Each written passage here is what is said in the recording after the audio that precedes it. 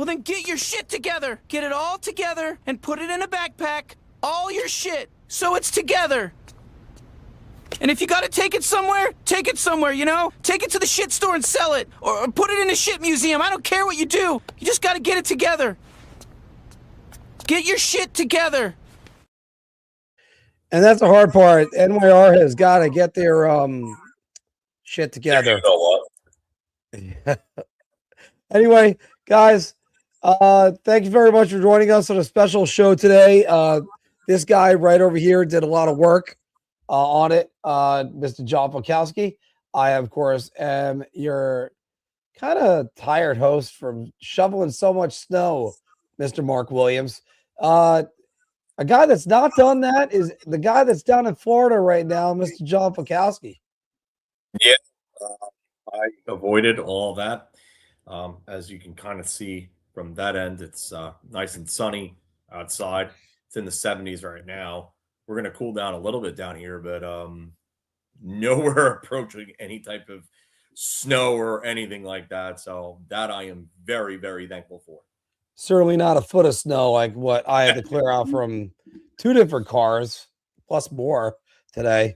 But Filk, I already got to start with, there's some news that's going to just garner a good reaction out of both of us, supposedly from what we're hearing today. But let's get down to business on that, because this is a nice little special show that we got going, talking about potential places for Artemi Panarin. And we want to take some of your Q&A. So, guys, put it down in the comments down below. You got a question? But, Phil, let me start with this one. Vince Mercogliano is saying the Rangers are working on trading Carson Soucy to the Islanders. Your reaction first.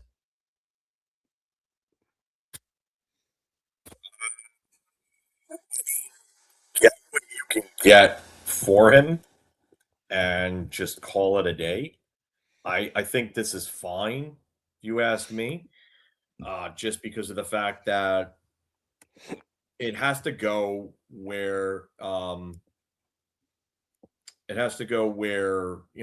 wherever the best return is. Wherever the best return is where they have to start trading players.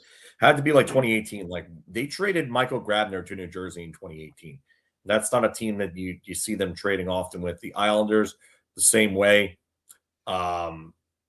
Definitely got to make sure that you're getting the best possible return at this point, because it's supposed to be a retool.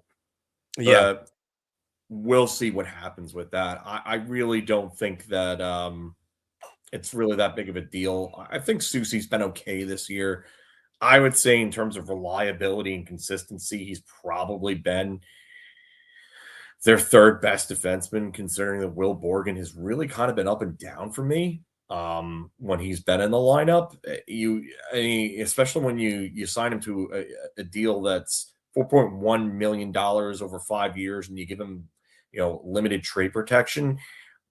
Listen, just get what you can get for these guys. Get what you can get. Move on. Soucy, it's not going to be a major deal. Islanders and the Rangers haven't really made major deals in franchise history in the 50 years that the Islanders have really been around, but it's going to be a smaller, minor deal.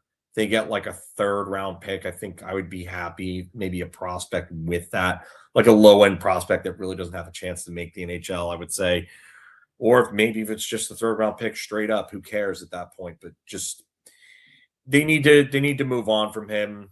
I wouldn't have him as part of the team's future, especially if he's looking for a raise from that $3.25 million that he's making. Not worth that. But yeah, I have no problem with this trade. I don't. It's not surprising that this is the first real domino. I would hope that the Artemi Panarin news comes sooner than later, just because of the fact that you would rather get him dealt before the Olympic freeze happens and not risk further injury to him. But again, you don't want to overplay your cards and let everybody see what you got in the hole. So we'll see what happens with that. But that's that's what we're gonna talk about here in a little bit is Artemi Panarin. That was really kind of the purpose of this stream. It's funny because I had this idea to do this on Friday, it got delayed, and then we were going to do it over the weekend, that got delayed, and now it's today. And funny enough, today this news breaks the same way that the other time I tried to do one of these, the letter broke. So yeah.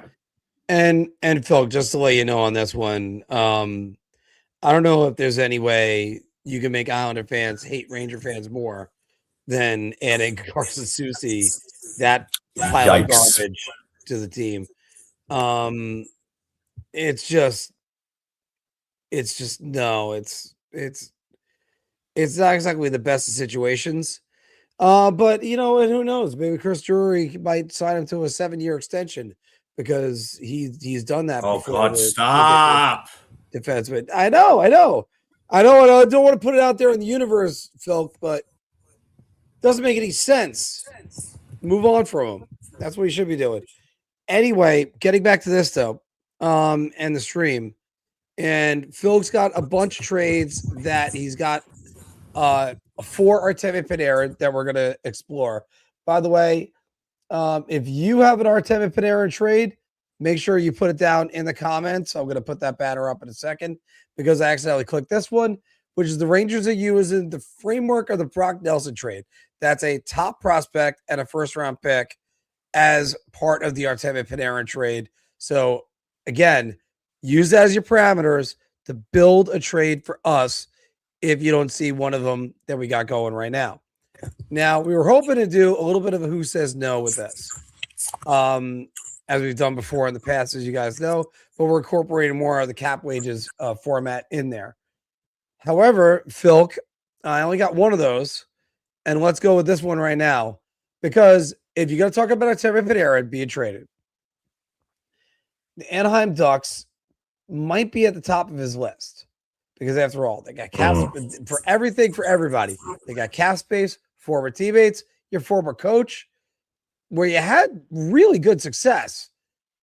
And this is what we got going right now. For Panarin going to Anaheim, the Rangers would get a first-round draft pick, Roger McQueen, who was the first-round draft pick last year, as you might know, and Pavel Mintyukov, the defenseman. Phil, let me start with this one. What are the benefits of this trade for both teams? And I'll ask who says no. I think there's definitely benefit for both of these teams here. The Rangers send Artemi Panarin to a team that he would probably want to play with because he has several teammates there from his time in New York that he's very friendly with, has good relationships with, between Chris Kreider, Jacob Trouba, his former center, Ryan Strome, Frank Vetrano, all play in Anaheim. We know Panarin likes the big cities. Anaheim is a big city, not like LA, but it's a nice area to live in. He's by the water. It's not a bad place to raise a family. If he wanted to finish out his career there, he could. And the biggest thing for me is his first coach, Joel Quenneville, is there. And he knows how to play him. He knows how to deploy him. He knows how to get the very best out of him. Although, yes, you could say his best years have come in New York. Yes, he had the reins in New York, but Joel Quenneville is a guy that could seamlessly insert him into this lineup, find the best fit, put him on the power play. You could get more possibly out of a Leo Carlson or a Mason McTavish with Artemi Panarin on that line. It would hurt to lose Roger McQueen, but Anaheim is so flush with young roster talent right now that it would not hurt them at all. It really wouldn't. The other thing is that Pavel Mintyukov, earlier on in the season, there was word that his camp had requested a trade because he was unhappy with his playing time in the situation. The Rangers need left side defensemen, and they need defensemen that can move the puck because outside of Adam Fox, they don't have a real true puck mover. Vladislav Gavrikov, for a defensive defenseman, is good at it, but you need someone better than that.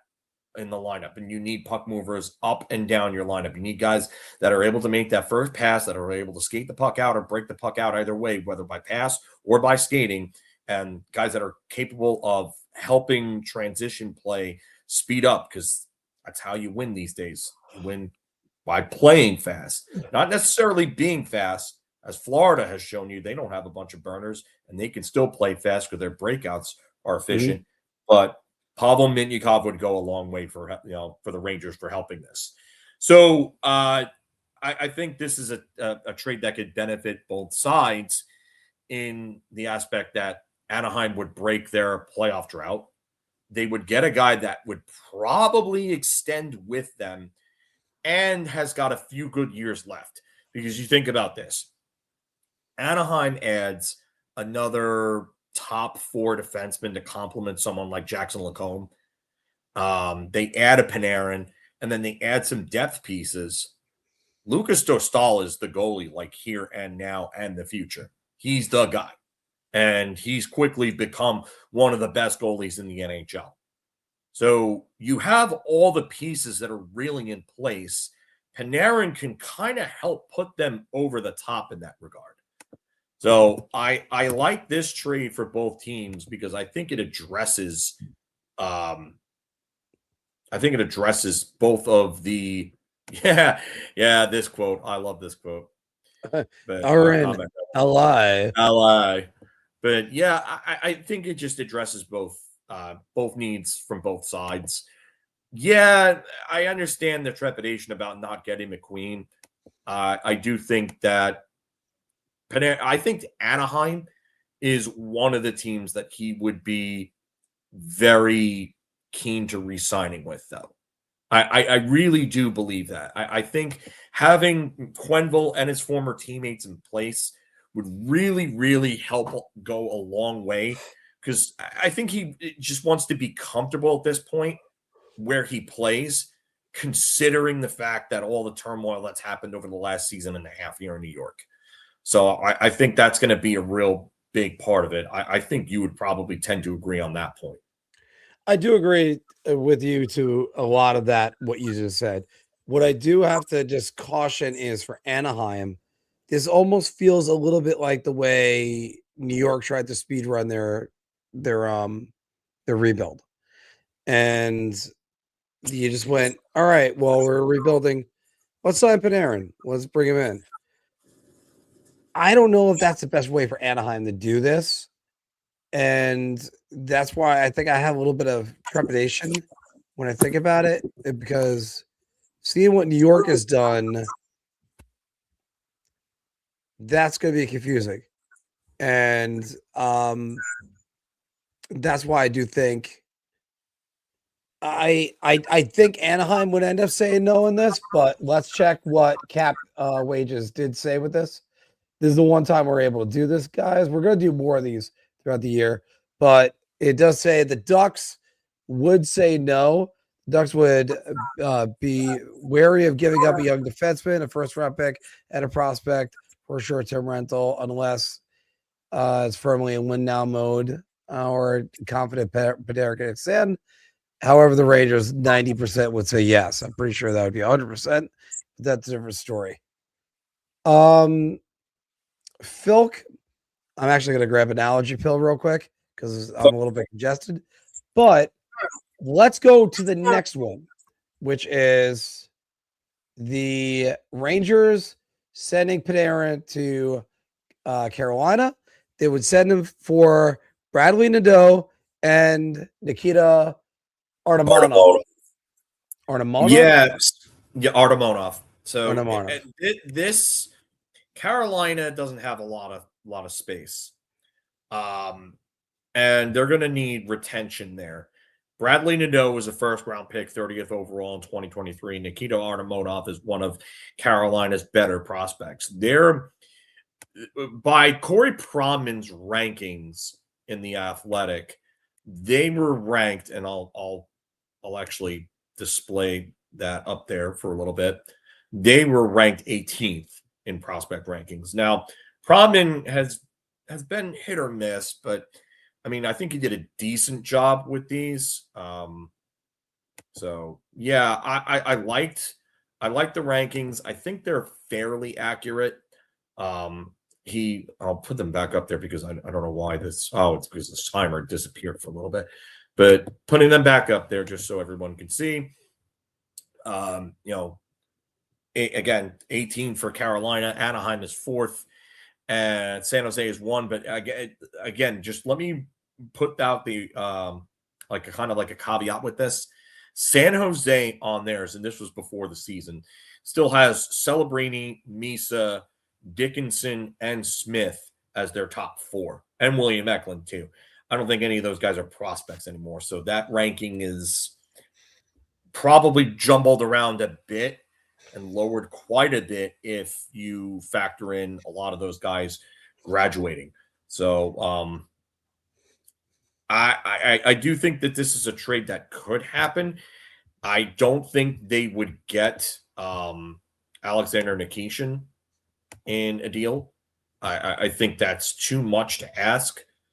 I don't think any team is giving up a young player like that in that type of deal. But Nadeau and Artemonov would actually be a halfway decent return for Panarin. I know it may not be the return that excites everybody, but if you were expecting a prospect from, let's just say Montreal, Michael Hague, like you're not getting a prospect like that for Panarin in return, unless a GM is stupid enough to give up on that type of prospect, thinking that he's one piece away.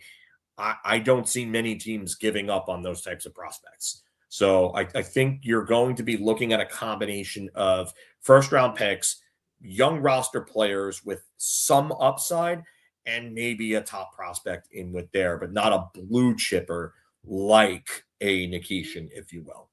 So that's where a lot of the basis from my trades have come from here. I mean, if you have gripes with them, I get it. No problem. But yeah, we talked about this, Rob. So now, by the way, Filk, what is exactly the ceiling on? I'm assuming the best player in this is Bradley Nadeau.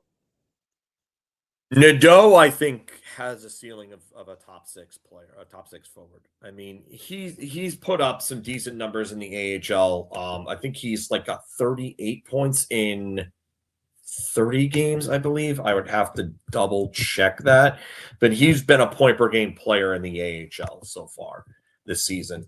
So that's a player that I do think they would definitely target if they were talking to Carolina in any type of prospective deal for Artemi Panarin. Yeah, 17 goals, 38 points in 30 games for Chicago. Last year, he had 58 points with 32 goals in 64 games for Chicago. He's got 2 goals so far in 8 games this year. He scored his first 2 NHL goals this season. So there's potential. And he's got some great offensive talent, good hands, good feet, good shot. Just someone that they need in their lineup. Not a big guy, but they need skill. They're devoid of skill right now. And if you could take a chance on a player like this, then yeah, you could, you get a player like that. So I think it would be good for the franchise. But I think this is a deal that could happen. You can run it through the trade evaluator if you'd like. Yeah, we actually can't right now because we reached our level of trades today. We wanted to try to get more of these together, but I always take the weekends off whenever I'm doing the social media or anything else like that. Sorry, pardon me, I had to burp real quick. But Phil, you look at the next trade. Next trade is going to a team that doesn't exactly have a first-round pick, but they got recognizable players that a lot of NHL fans are going to know, and that's the Colorado Avalanche, because if Panarin agreed to go there with 50% retained, you would get Sam Girard, who, by the way, everybody, is not finding Richard Kimball right now. He has got a Stanley Cup ring. The Fugitive, Tommy Lee Jones, Sam Girard, no. All right. Anyway, but Ross Colton and Gavin Brindley. Now, those are 3 NHL players. We all know what they've done, especially Ross Colton, who was instrumental in the Lightning's last Stanley Cup win. As a matter of fact, even in their last Stanley Cup run as well. But they don't have the first round pick that's really going to like kind of reinvigorate everything in case we get it. But who knows? There'll be another video I'm going to make about what the Rangers did with their last rebuild and how the letter was a lie and they have no idea what the hell they're doing. Because, by the way, the letter was a lie. They have no idea what the hell they're doing. Phil, you look at this trade. Does this really excite you? It depends on what you think of Sam Girard. Sam Girard's got another year left after this. At I think like $5 million. I think it is. Weren't they trying to dump him like 3 years ago?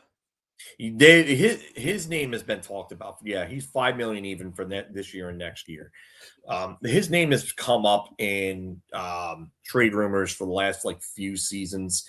The Rangers again, they need a puck mover, and that's a guy that fits that build is Sam Girard. And I mean, the fact that he's got term beyond this year, he's 27 years old, so he's young enough. He'll be 28 in May. He's young enough to stay with them, and if they want to keep him on after this, they can. He's got a 9-team no trade list, so I mean, we'd have to determine whether or not the Rangers are on that list. That could complicate things if they are. But Girard is a puck mover, a proven puck mover that could put up points for the team. They need a guy that can also man the second power play unit. Ross Colton's also in there for salary purposes.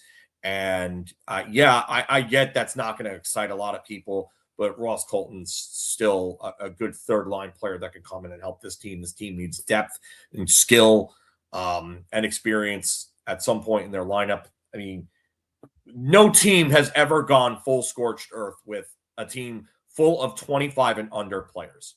Let's just face the facts. 2006 Washington Capitals and Pittsburgh Penguins were not like that. If you want to go and look at recent examples of stuff like that. And I know those were 20 years ago now, but those were two of the teams that a lot of people look at and say, oh, well, Washington went scorched earth, Pittsburgh went scorched earth. Do you know that a over 40-year-old Mario Lemieux was playing in that lineup, or a late 30s Mark Recchi, or a mid 30s John LeClaire, Ziggy Palffy, or a Ziggy Palffy at the end of his career as well? Yeah, that's what I just said. Ziggy Palffy with before I know, the shoulder I just happened to garble you up season. when you were trying to say it. But I mean, it's just you're going to need to have it. And then Gavin Brindley, I think, is someone that the Rangers would love to have. You want to talk about maybe a Brett Berard with someone with like a little more skill? Maybe that might be Brindley.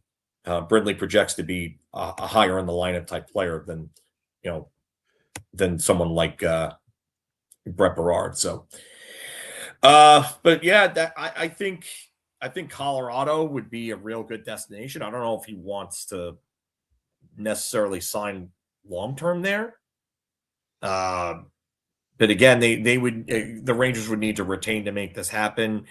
And I do think that Sam Girard is something that could come back, because I could see Colorado moving him and then going and getting a left side replacement, especially for a guy that sometimes has kind of been under the gun in the playoffs with him. So we'll see what happens with that. But I know this might not be a trade that excites everybody. Again, I'm spitballing here, so go easy on me. But these are just things that I could possibly see happening, because, again, Colorado does not have a first-round pick this year. They have first-round picks in 2027 and 2028, but are they going to want to give up another first-round pick and be without a first-round pick again? I don't know about what they're going to do with Soucy. I don't think there's going to be a whole lot. But again, I hope they would tax them as highly as they can for an in-division trade, especially to a crosstown rival. I mean, after all, that's exactly what Carolina was. Got the benefit of the discount from the New York Rangers. From the Pittsburgh Penguins when it came to Carson Soucy. Damn it. Jake Gensel back in 2024 at the trade deadline. Because here's what's funny. You're going to remember Chris Drury for the trades that he didn't make, not for the trades that he did or the moves that he didn't make. Because we'll add on top of that in again the future video, a coaching decision that they didn't make. They went with somebody a little bit more established. And you know what? Maybe the other decision would have been the better one. Let's get back to this one. You look at this, this is very much, I think if the Rangers were win now mode, Phil, I think this would be a better move. They're all NHL players right now.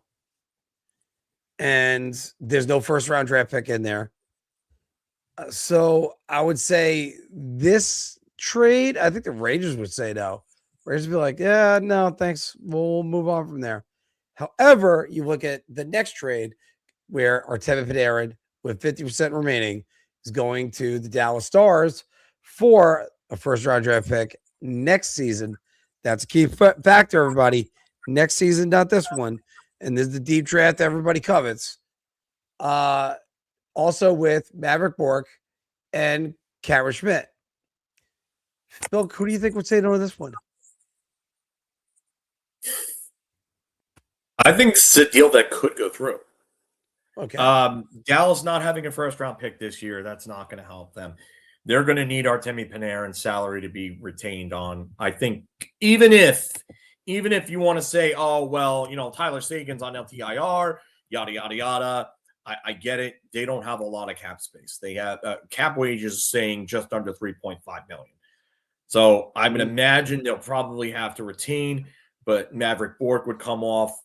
Maybe, I don't know, maybe a Radek Foxo or a Sam Steele comes back in this deal as well, just to make the cap work. I'm not entirely sure there, but I could see them having eyes for Bork and Cameron Schmidt, who was someone I liked in the draft this past year. Speedy winger. I wonder how high his ceiling is, but I feel that he has a pretty nice floor as a middle six scoring option with a lot of speed, who plays the way that Sullivan wants to play. Very high pace, up tempo game, good shot, good hands. One of the better skaters in last year's draft.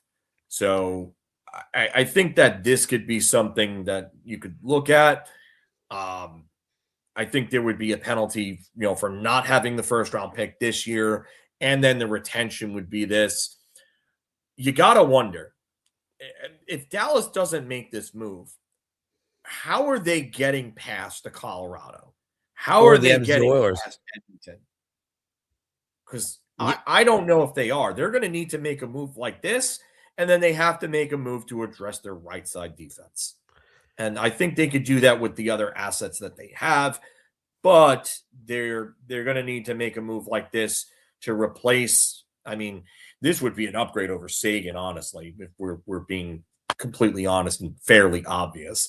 But you get a player like this in return, and you boost your chances up big time, especially when he's not dependent on really to be the guy like he has in New York and Columbus. And I think that's why Artemi Panarin could succeed.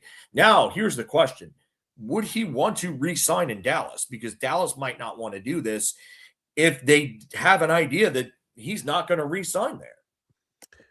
Well, I think there's an added bonus there, type of Panarin on this one. And that's, let's say Panarin goes to Dallas, is an instrumental figure for them winning a Stanley Cup. Now, one thing I'm going to point to another former New York Ranger and another big-time former New York Ranger to point this out.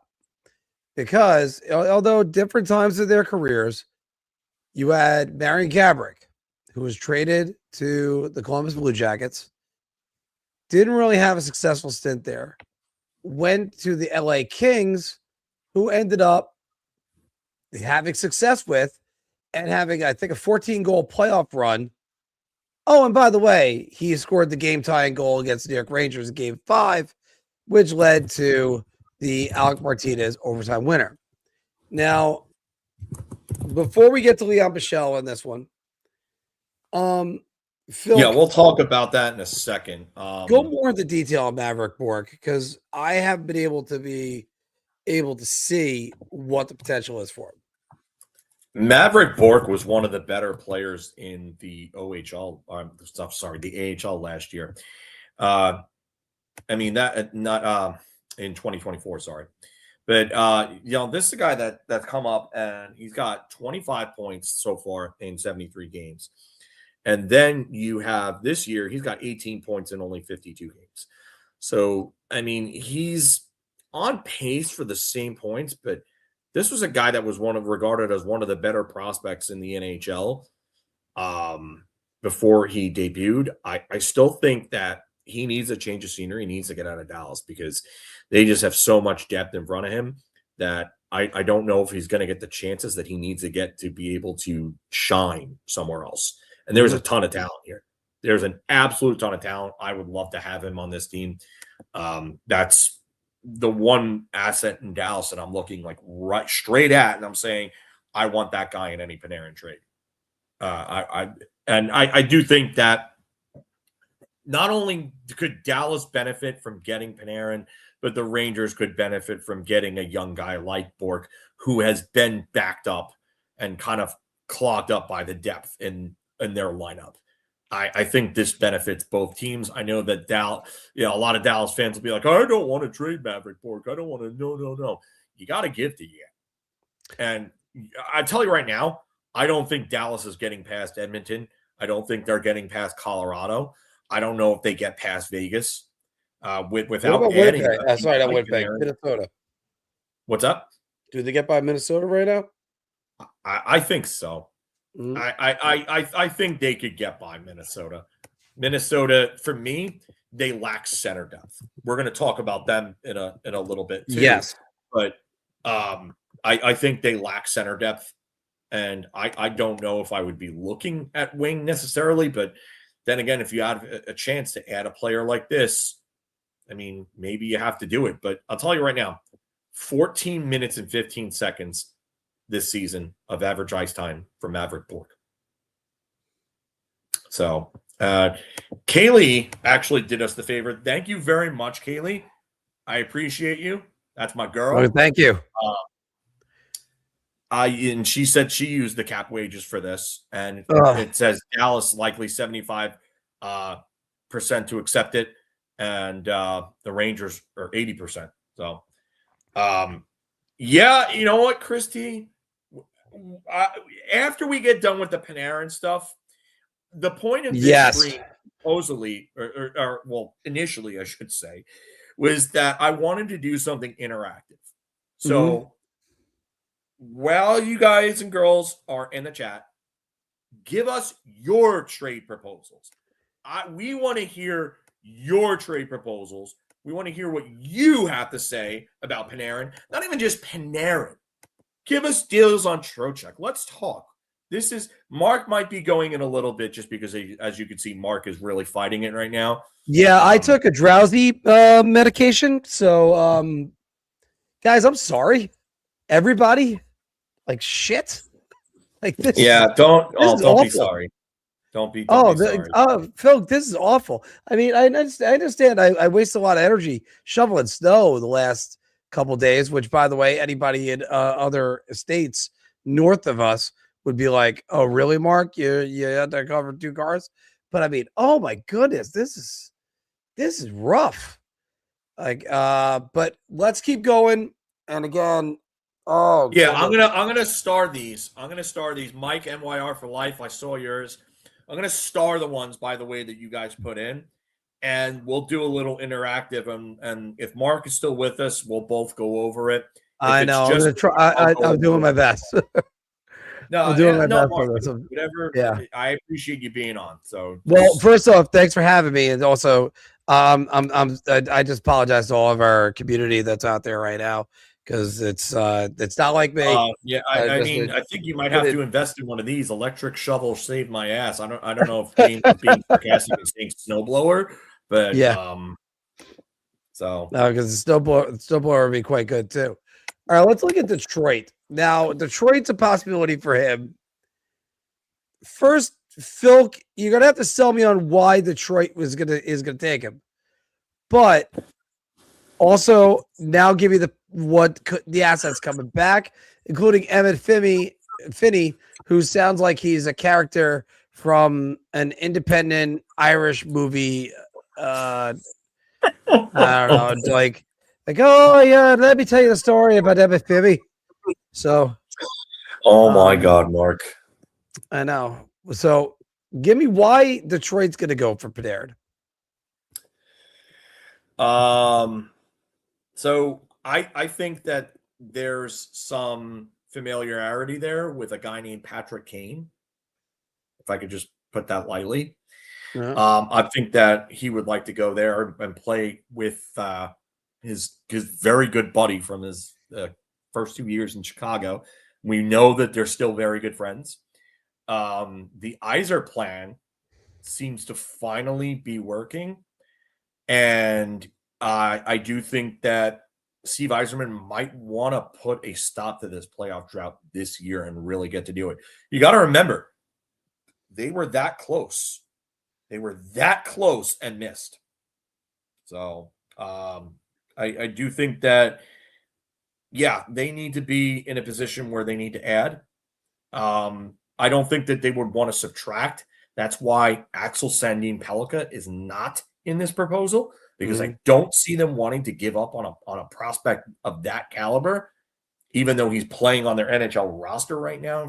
I still would consider him a prospect. But Nate Danielson, center prospect, projects to be like a Swiss Army knife. Emmett Finney, who had a very hot start to the season for Detroit, and people were talking about, oh, this Emmett Finney guy, who is he? He just entered the Calder Trophy race with his nice October that he had. But I had him as a trick. Finney, it's like Mr. October, Brian Savage. Yeah, if anyone remembers Brian Savage, formerly of the Montreal Canadiens. So I do think that, again, this is a trade that could help both sides. Detroit doesn't give up their main assets. They're not giving up on Marco Kasper. They're not giving up on Axel Sandin Pellikka. Not giving up on those guys. You're not getting that. You're not getting Simon Edvinsson, obviously. Don't even think about that. That'd be stupid to even mention his name. But remember the last time the Rangers were in the situation, they sold low on Ryan McDonough. Yeah, that's a different story, though. Ranger fans expected Sergachev and Braden Point back then, and they were never getting those guys. I'm sorry, they just were never getting them. So but they still get held out for something else. Yeah. I'm not saying Brett Howden and Libor Hayek was a great return for him and JT Miller, but I mean, just let's temper the expectations here. You're not getting Sandin Pellikka. You're not getting Kasper. You're not getting Edvinsson. Don't even think about him.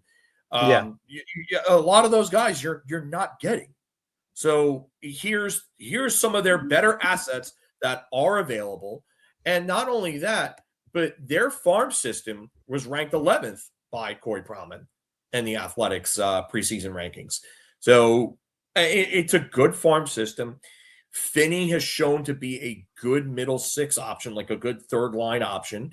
He's got some upside to him too, and Danielson could possibly be a top six center of the future for the Rangers. So I think this deal helps both teams out, and Detroit can end their playoff drought. So, yes. Now, but on the other hand, we could bring up the first time these guys played together. They were immensely successful. The last time they played together was with the Rangers 2 years ago. 3 years ago, and not that successful. So I don't know if it's by beware or anything for Yzerman. I would have my reservations on that, but I digress. Let's get to the next one. I'll comment real quick just on this one. I will say Brandtec Nygaard would be a good pick. That would be someone that I would like to get to. I'm not sure if Detroit would be willing to giving up on him, but I would say that is a good suggestion, Chris T. I would definitely like to get him because he plays the way that they want to.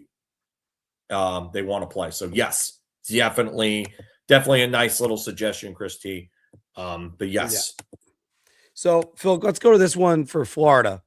You have Panarin 50% retained.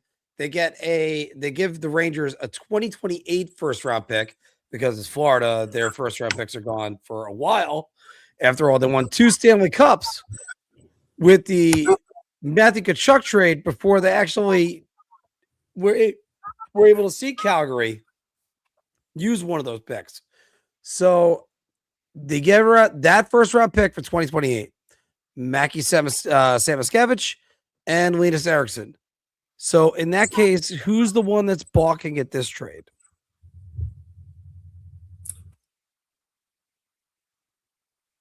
I wonder if the Rangers would want to do this knowing that they're not getting a first round pick until 2028. That's my concern there. You have a player like Samoskevich, who I love, who I said he was going to be one of the breakout players of the year this year.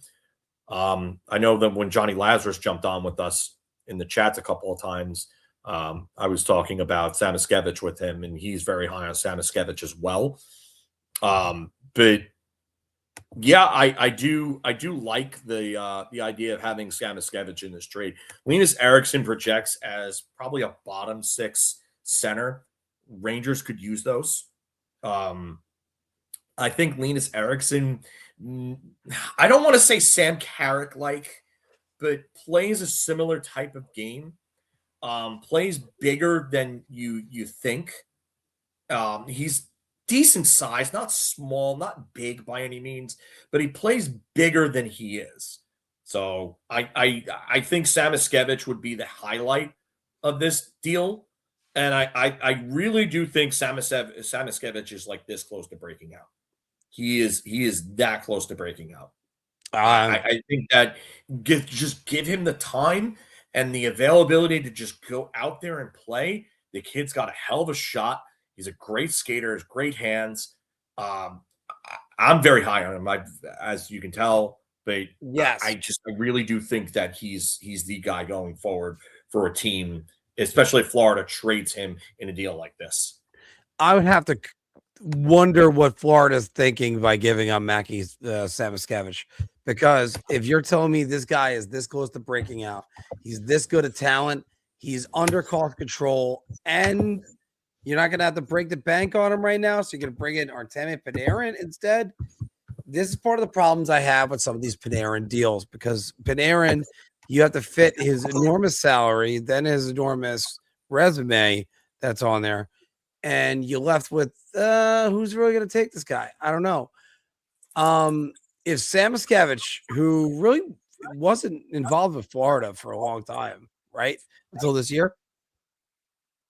Well, no, he played last year, and he had a nice season for them last year as a rookie. But he's still, I was going to say, I thought he was still a rookie this year.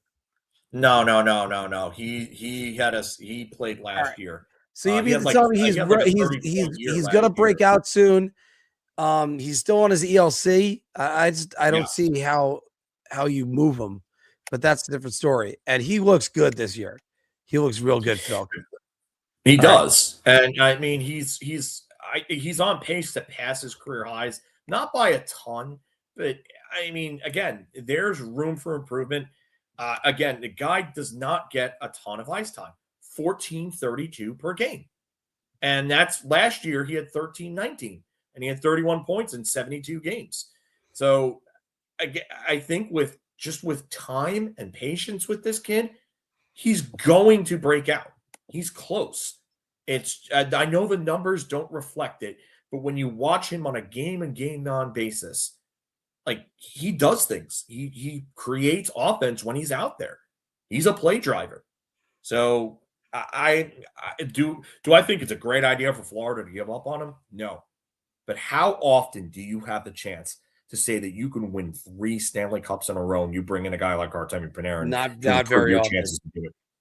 So and again, I'll cite the Marian Gaborik comparison that we could sit there and rip him till no end, but you put Panarin in a situation like Florida could give you, where you don't have to worry about being the matchup line or the line getting matched up against you, because you have the Marchand line the Barkov line with Reinhardt and the I guess let's say you'd slate him on the second unit with Makachuk and Sam Bennett. Let's just say that. Then you might see some success, and it doesn't matter. And every Ranger fan will point to it and go, "Oh, I can't believe this guy's doing now." Yeah, it's because he's got guys on his wings, and they know their roles. Not only that, but don't know their roles. Not only that, but like, remember how like the conversation around like Ryan Reeves was that, like, now that he's here, everybody's gonna puff their chests out a little more, and everybody's less scared when a guy like Tom Wilson is on the ice, because they know that the other team knows that they might have to pay for Tom Wilson's transgressions when Reeves is on the ice. Well, that would be the same thing when you put Panarin with someone like Sam Bennett.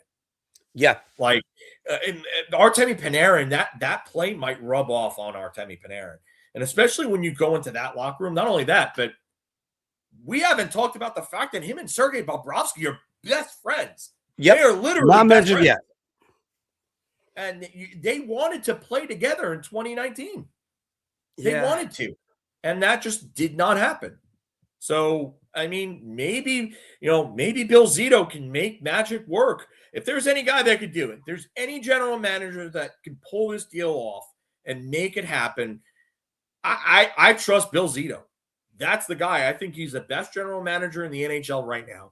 So I wouldn't count Florida out of this sweepstakes at all. Anybody who thinks that they are impossible, that it is an impossibility for Panarin to go there, I'm just going to shake my head at you. Watch. Yeah, that's what you think. That's what you think. Don't sleep on Bill Zito. Don't sleep on Bill Zito. Phil, I lament to say it, but I got one more in me, and unfortunately, this allergy pill is really kicking in. So I'm trying to hold on. I appreciate you. Yeah. Well, first, again, I'm sorry to everybody because this is a video we've been both longing to make for a while.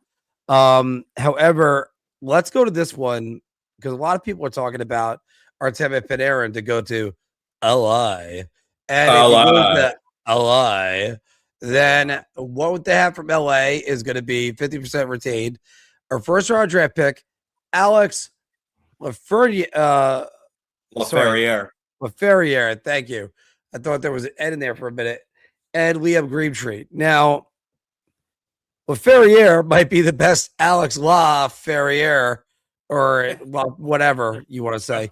He's better than the guy that's on the Rangers right now. So sell us on this deal, on this trade. So Liam Greentree. By the way, this trade would drive Sam Rosen nuts if it actually went through. Yeah, I honestly think that this is a great deal for the Rangers.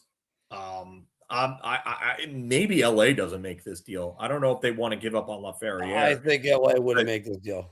But again, this is another team that needs to make a move to be able to get past the other teams that are the real big top end teams in the West. And they have run into Edmonton how many years in a row and lost. Oh yeah. They can't get past Edmonton. And if you don't think that they're good enough to get past Edmonton, then you don't see them getting past Colorado or Dallas, right? And Vegas, same thing. Because I don't see it. And I know that maybe Artemi Panarin isn't the savior for them. Like they would need to make other moves as well, obviously. But this would go a long way towards helping them out. And you bring in a guy like Panarin, and not only that, but it's Anze Kopitar's last year. Drew Doughty is getting older. I mean, LA has reasons to make this deal as like a one last hurrah type shot. And yeah, maybe they don't want to give up on Laferriere or Greentree. I do think Greentree is a great prospect. I mean, he's big. He's got skill. He can skate for his size. He's 6'3", 6'4". I think he's 215, 220 pounds. Yes, I believe he did, John Radigan. I believe you are correct about that. because I know he did play for the Spitfires. So I believe he did succeed him as the captain. But last year in Windsor, 49 goals and 119 points in 64 games. He's got 20 goals and 41 points in 31 games this year. So, but yes, I would love to get a player like Greentree. I think the Rangers have an eye for him. I'd imagine watching Cooley in Windsor, because they were teammates together for 1 year. I would imagine that that's a player that someone that they would have their eye on. Actually, I don't think they were teammates. I think they might have been. I think they might have just missed each other, because I think Will Cooley might have been in the AHL at that point, actually. But yeah, I mean, yeah, laugh. Moving on from laugh for laugh. Yeah, but you know what though, Alex Laferriere, if anything, that's going to be a good middle six scorer for you. That's a guy that probably better off on a third line, but he has the skill to play up in a top six with better players. And by the way, we made the joke about it this week, Laferriere versus Lafreniere. It's just because Laferriere doesn't have that first overall selection that hung over his head, but it's also the LA was able to deploy him the way they should. Yeah, and that's the thing. I think if anything, you look at that. You look at someone like Laferriere. That's definitely someone that the Rangers want in. Greentree is someone that the Rangers would want. I don't know if LA necessarily does this deal, but again, you're going to have to make some sort of move to get past these guys. And bringing in a player like Panarin could definitely help out what is kind of an anemic offense in LA. I mean, they just looking at their lineup and their scoring right now. It's not great. It really is not great. Just 39 points from Adrian Kempe is their team leader. And Kevin Fiala's 18 goals lead the Kings. Like, where is their offense? Anze Kopitar, 37 games, has 21 points. So, I mean, that just tells you how badly this team needs offense.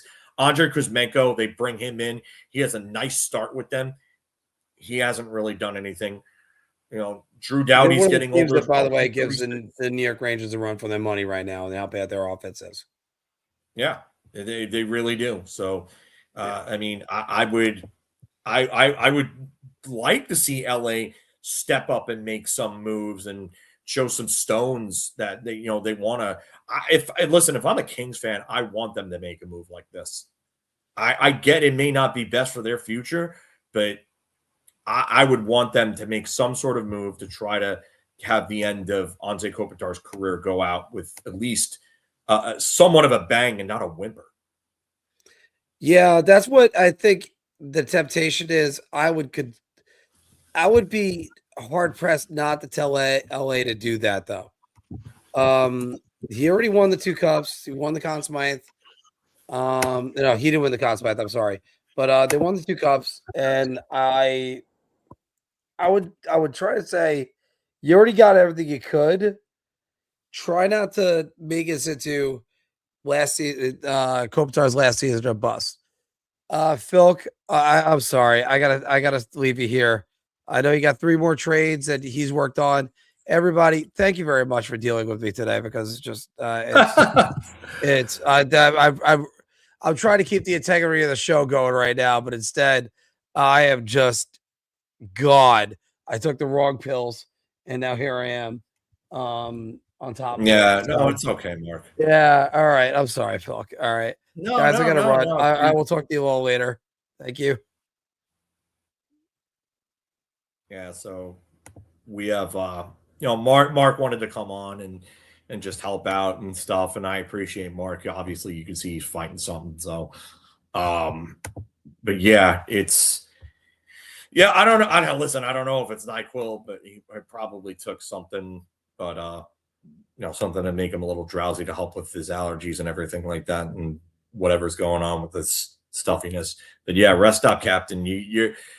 Mark, you got Matt saying you're the man. You got some big praise from Matty, who loves to chirp you. Oh, he loves to chirp you, but he's giving you your praise here, buddy. So just know that you did a good job. But yeah, I'm gonna go on, and I'll say again, I don't know if LA really wants to do this, but it's something that I would look at if I'm the Rangers in LA. I could see Panarin re-signing there, and that's the big thing.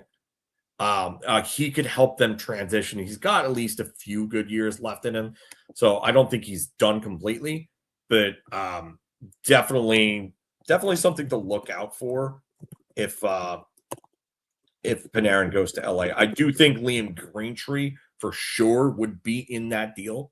I definitely think the Rangers would have their eye on him. I'm just not sure if LaFerriere would be in it. Maybe we did have to replace him with another prospect, but I would imagine the Rangers would like to add a player like that. That's like on the roster already, that has some sort of upside that isn't there. So that isn't just there yet, I should say. But I'll move on from this, and we'll go on to our next team, which is the Minnesota Wild. I have from Minnesota, I have Artemi Panarin going there, 50%. Why did it do that? This stupid timer things. I hate these. But yeah, I have it at I have him going to Minnesota, and for a first round pick in 2027, by the way, because they don't have a first round pick this year, Danila Yurov and David Jiricek.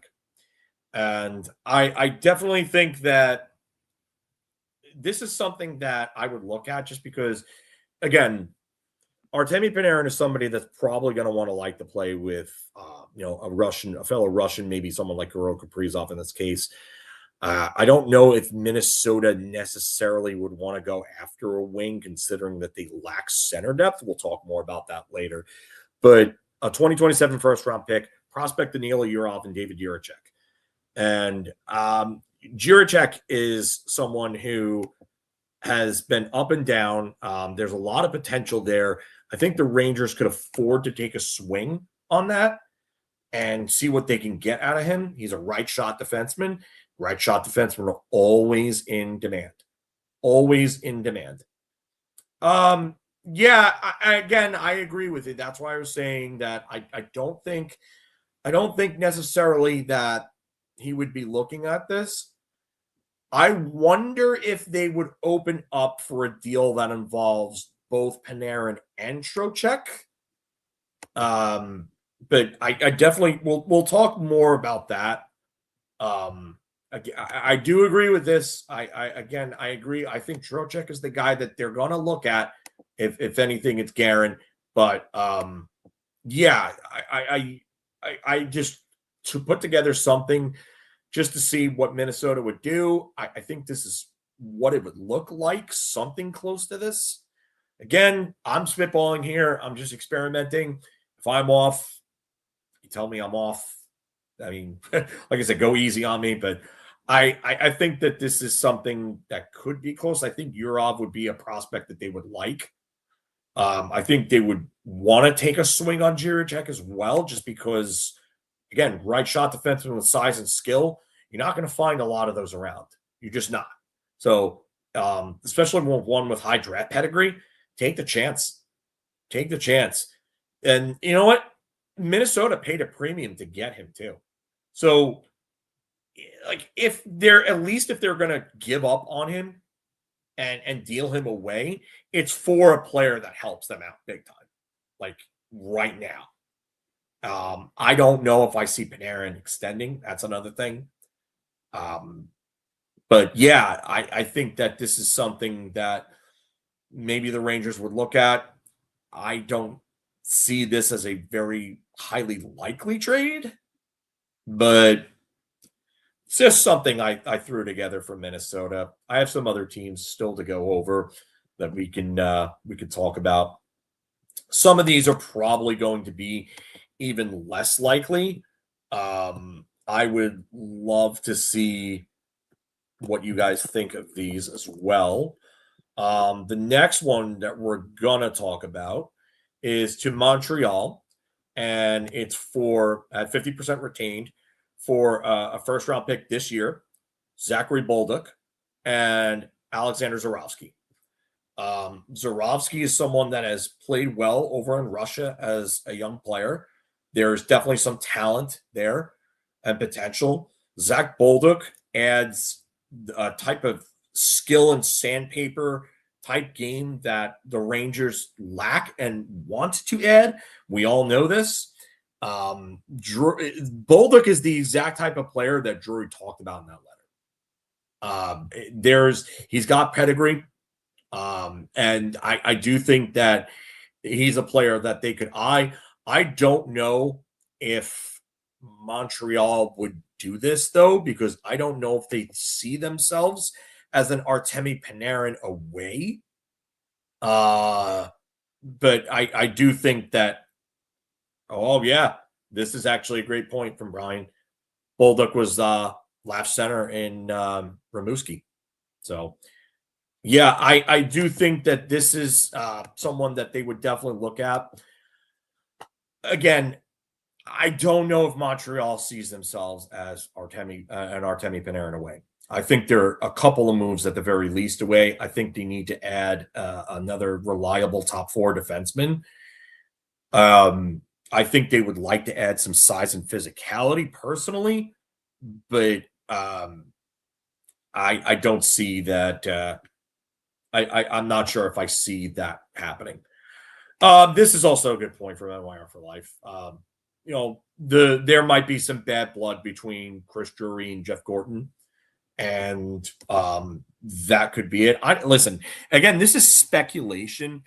I don't like talking about a lot of these things because we really don't know if there is bad blood. I mean, I know that the reporters have said, oh, there might be some strenuous relationship between the two of these parties. I don't know. I mean, maybe it's more so on Gorton's end towards Dolan, because we do know that there was some dissent about the letter that they sent out about Tom Wilson to the NHL, 5 years back now. So maybe that is the case. I don't know. I'm not going to sit here and prognosticate on that type of stuff. I don't really have all the answers there. If I heard something from somebody that I trusted, then yes, then maybe I could talk about that a little more. But I'm not gonna go into great detail about that. So this is a good point. Didn't Gorton sign Panarin? I mean, yes, he did. History shows us that. So, I mean, that could be something. We know that Jeff Gorton is a fan of Panarin. Ken Hughes is the GM there. So, it's a little different, but Jeff Gorton obviously has a lot of pull in that organization in his position. So I'd imagine, if they're looking at targets, maybe Gorton is in Hughes' ear and saying, hey, go talk to Chris Drury and see what the cost is on Panarin. I mean, again, time heals all wounds. I mean, Craig Patrick dealt with the Rangers, despite the fact that he had an issue with the fallout with the Rangers years ago. And he was previously the team's general manager. So, again, time heals wounds. Maybe, business is business. Maybe they're past that. I don't know. But again, there is a fan of Panarin in that Montreal hierarchy there. So that we know for sure. Again, first round pick has to be in any trade. I think. I know the Colorado one didn't have one, but that's why I had Sam Girard in there. Again, a name that was coming up in discussions throughout the years. Talked about as much as, I don't know, maybe Josh Anderson with Montreal. I know Uncle Larry loved himself some Josh Anderson. So, but other names that have been in the trade rumor rumor mill for years, you think of one. I mean, that's a name that's been out there. So yes, plus improving your team trumps team grudges. Yeah, So yeah, and some never do. Some never do. Everyone's different. Like Joe, I agree with this. Ray Shiro was not a was not a big fan of the Rangers for the until the end of his days. Yeah, meat and potatoes, yes. And yeah, well, you know what? Listen, it's not just Larry's words, it's Chris's words now too. Those are the words coming from Colony Grill, if you want to say that.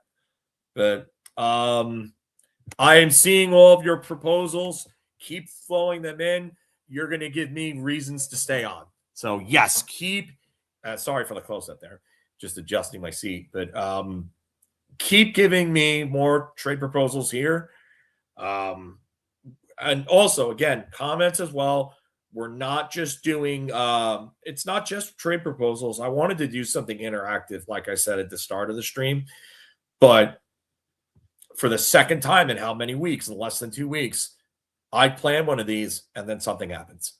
So it's Carson Soucy rumors today that he's being held out for roster management reasons for a trade to the Islanders, which I imagine is probably going to be done by the end of, I would say, I think this gets done no later than Friday. I think earlier than that, probably. But if they're holding him out for roster management, it's going to be done in the next couple of days or so.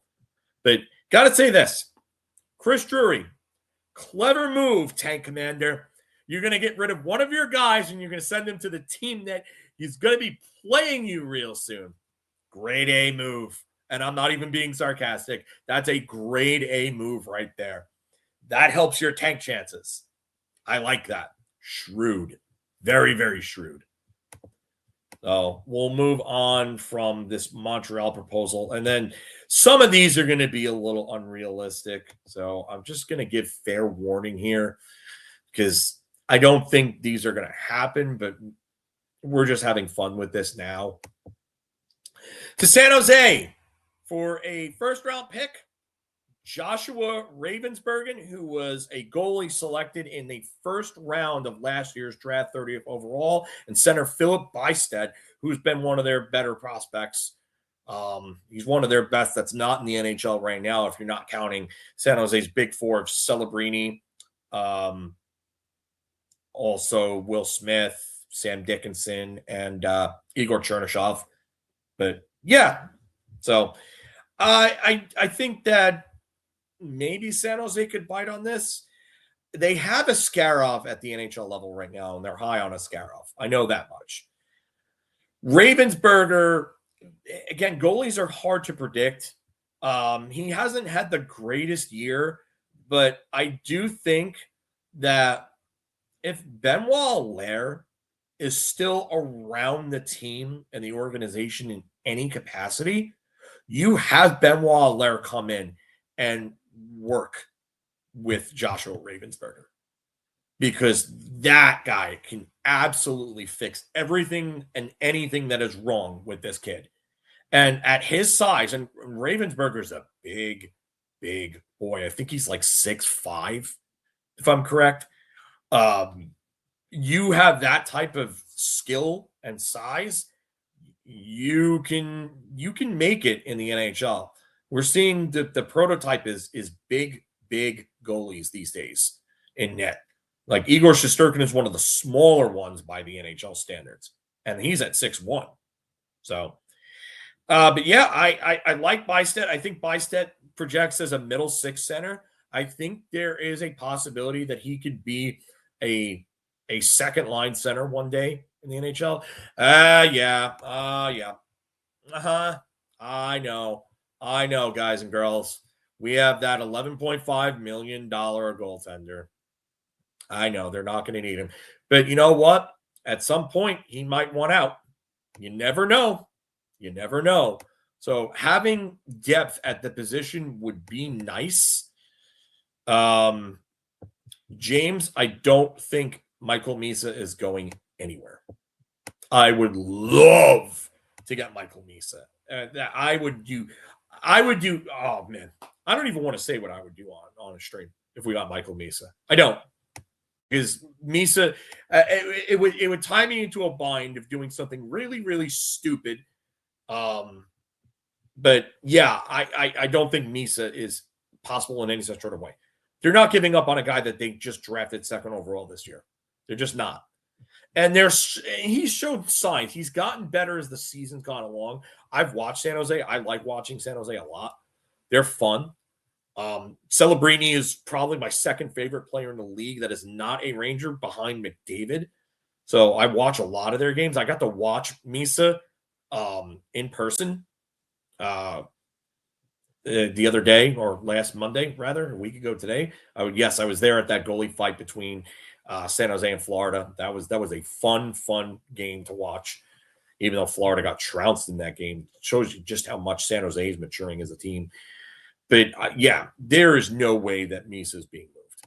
I've just got to end it at that. I'm sorry, guys and girls. I hate to crush everybody's dreams, hopes, and dreams. But Quentin Musty, on the other hand, is possible.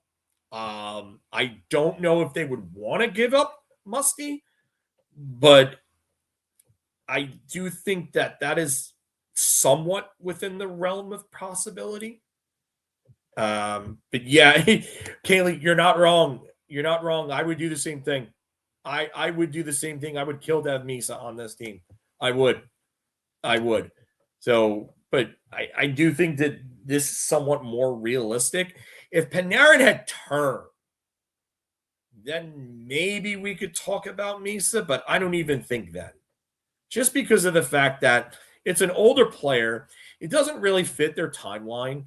But if they want to get back to the playoffs and they want to make this team even more exciting, then Panarin would be a great addition. Could you imagine him with Celebrini and Smith? That line would feed families. I mean, we're talking about going down to the homeless shelters and giving out meals to everybody. That's how much that line would feed. So, I would say that this is probably not realistic, but something to think about. I mean, I know that the Rangers would probably value Ravensburger as a prospect just because of the fact that they lack depth at the goaltending position. Like behind Garan, they have like nothing. And Garan's played well at the AHL level. And I do think that they would like to get a prospect like him in there. And I think Bystedt would be a future fixture in this lineup. Like, I think Bystet's the kind of guy that this team would definitely eye. Musty would be nice too, but not sure if I see that as much. So I will move on from San Jose. Again, not sure how realistic this is, but to Vegas at 50% retained for a 2028 first-round pick. Yes, check the year there. That is 2028. Trevor Connolly, who there's been some controversy about, and Jacob Wozniak. So Jacob Wozniak is one of their better prospects, probably their second best behind Connolly. Connolly was the guy that was a first-round pick in 2024, 19th overall. There was some controversy about him off ice, but because of some comments that were made. But he's super talented. I think that's a top 6 player for sure. I do think he's a top 6 player for sure one day. I know some have him projected as a middle 6 winger. Promden says he's a middle 6 winger. I think there's more of a ceiling than that, in my opinion. Wozniak has size. He's got some decent skills. He's a right winger. They need right wing depth. It would be a good pick. We've talked about this. We'll talk about it a little later too. But yeah, I do think that that's not as realistic of a deal. I'm going to put this back up there because I don't know why it went out. But yeah, just a team that I think could enter the fray and throw a pick in. We never sleep on Vegas because Vegas always finds a way to make those big moves. So we don't sleep on Vegas anymore. We don't. So I put them in there. I think it's realistic. I think their cap situation really holds them back. I think the cap and not having a first round pick, and then they just went and they made the Rasmus Anderson deal, which was a good deal for them. They needed defensive depth, like big time. So I would say, if anything, that's a team just not to sleep on, just because of the fact that, again, they always find a way to make their deals. I don't know how they do it. I really don't, but they find a way and they continue to do so. Again, keep throwing in your proposals in the chat. I see them. I'm starring them. I like the way this works. I think that, this is a good, fun, interactive stream. We've got about 300 people viewing. Thank you all for being with me. I appreciate that. I'm trying not to ramble and get too lost. I'm also trying to just finish one or two last two trades, just to have them for you. But I do think that there are other teams that could enter the fray. I am working on one right now, last minute, because someone else actually brought this up in the chat and said that they were a team that you could be on the lookout for. I don't know how they'll do this.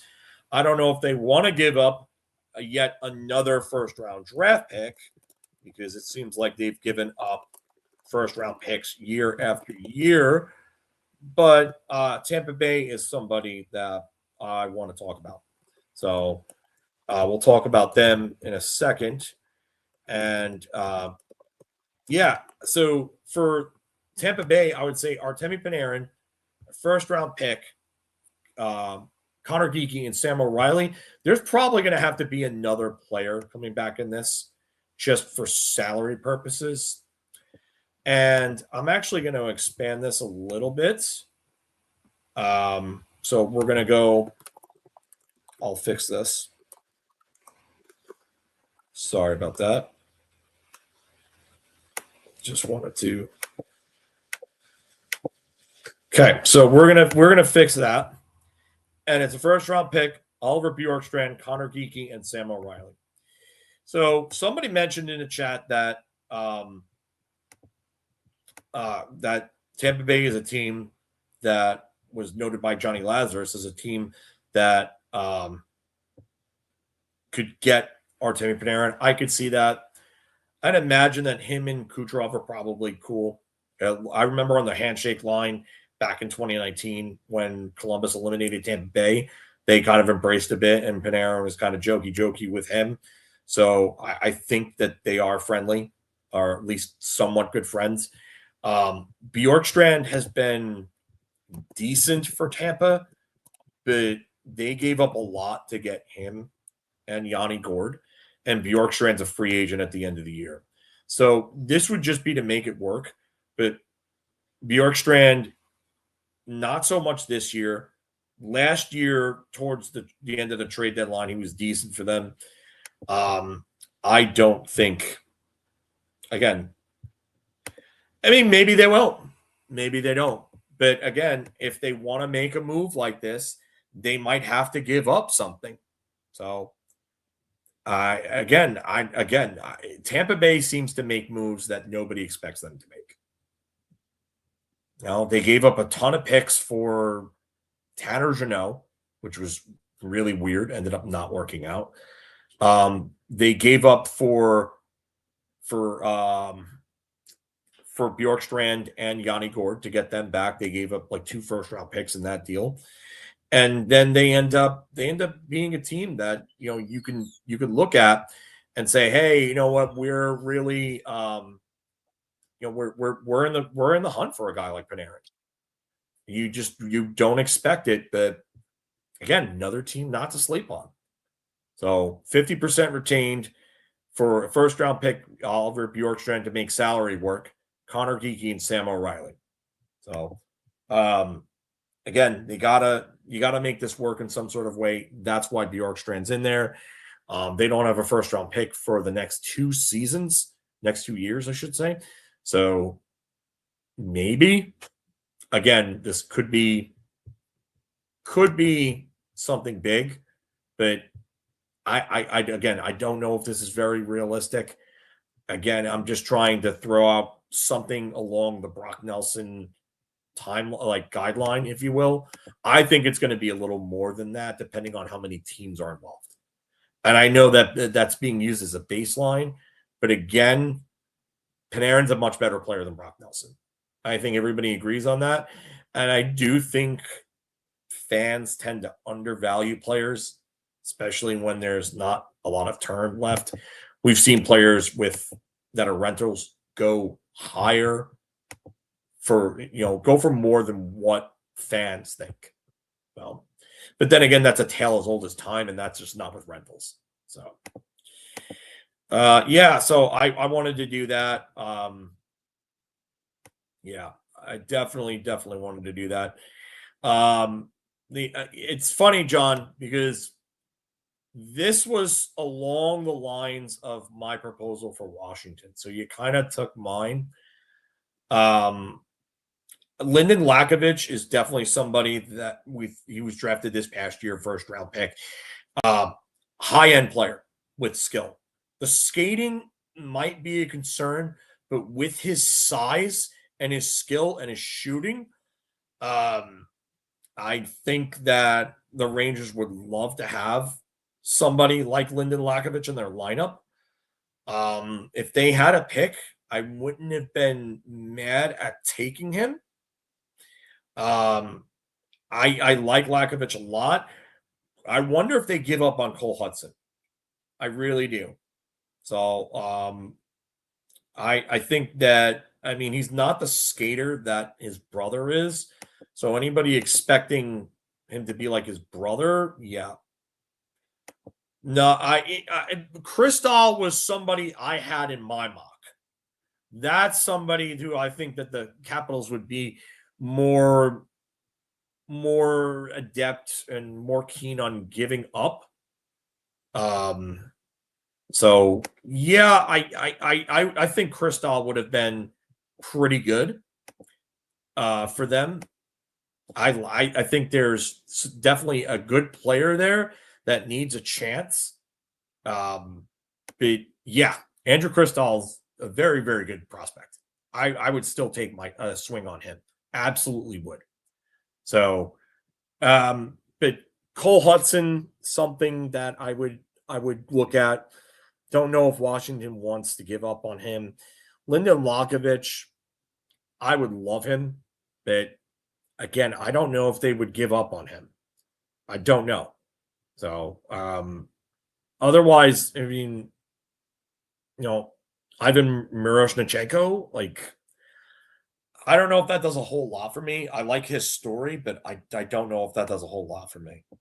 So, but those are all of the teams that I had.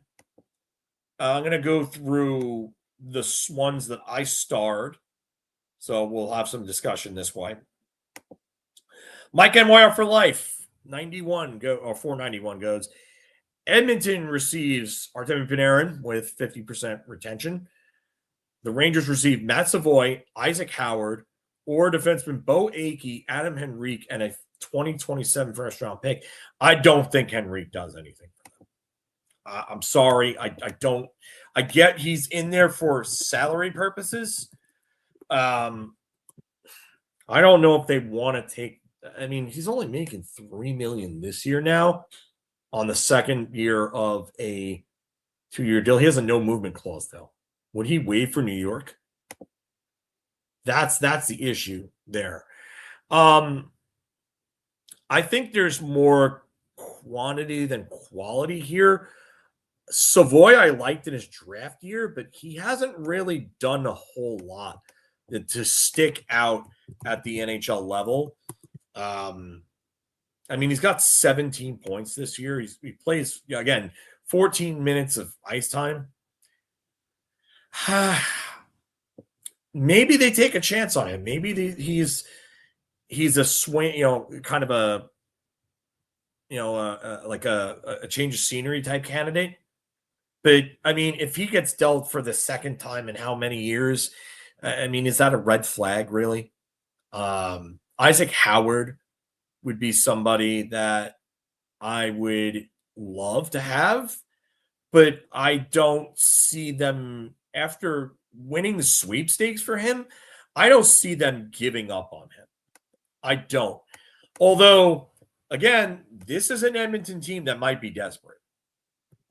they might be very desperate to get to that next level. He only has 5 points in 28 games.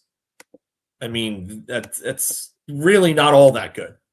So for me, I wonder about that. But again, they just won the sweepstakes for him. Are they really going to give up on him? I mean, he spent a good amount of time in the AHL this year, but he's tearing up the AHL for Bakersfield. Pretty dominant there. So I don't know if this happens, though.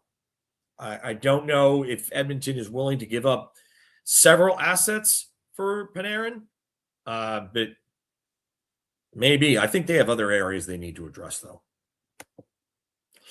All right, NYR for Life goes Panarin to Utah for Tyjagan. It's Tyjagan, by the way. First round pick and a B+ level prospect, assuming Panarin signs an extension. Okay. Yeah, that's what I was saying, Brian. Sorry, I'm trying to go back and forth between the live comments and the comments that I saved. So if I'm a little slow on your responses, I'm sorry. Chris T, I don't know if they want to deal either Protas. Definitely not Alexei, but I know the Ilya is the younger one, but I don't know if they would want to deal that. But why is this banner still up? Sorry. Let's hide this. So let's go to the start comments again, get that back up there. Yeah, I don't know if. See, I have trouble with this because Ryan Smith and Bill Armstrong came out and basically said that they want to do something that improves the team, but doesn't do anything to hurt them long term. Bill Armstrong actually said that. I think it was on Daily Faceoff with Jeff Marek. I think it was. But they were the number 3rd ranked prospect pool in the preseason rankings, recorded prominent, but that had Gunther and Cooley on there. I don't think they give up on Caleb Denoyer. Dmitry Simashev would be an interesting one. I don't know. Again, Maverick Lamoureux would be interesting just because of the size and a right shot defenseman. Ty Jaginla is a great pick. Like, he's a great prospect. I think I just don't know. They have assets, though. They definitely have assets. And that's a team that maybe you could get out there. But again, this is really the thing to me. I don't know if I see him waving to go there. And I don't know if he would sign an extension there. So, yeah, I don't think they would deal a top 10 pick. So that's why I was saying what I said, like what Bill Zito said about the whole, not damaging the future. So I'm going to move on from that comments, go back to the start comments, I should say. Chris T. Vincent Trocheck to the Wild for a 2027 first-round pick. Nico Sturm, Charlie Stramel, and a 2028 conditional second-round pick that becomes the first if the Wild win the Cup. That's actually interesting, Chris. Yeah, that's really, really interesting. I like this. I do. Nico Sturm comes in and helps out in the bottom 6. Charlie Stramel, the issue with him is that they passed on him. That Minnesota took him right before the Rangers took Gabe Perreault. He was literally the next pick.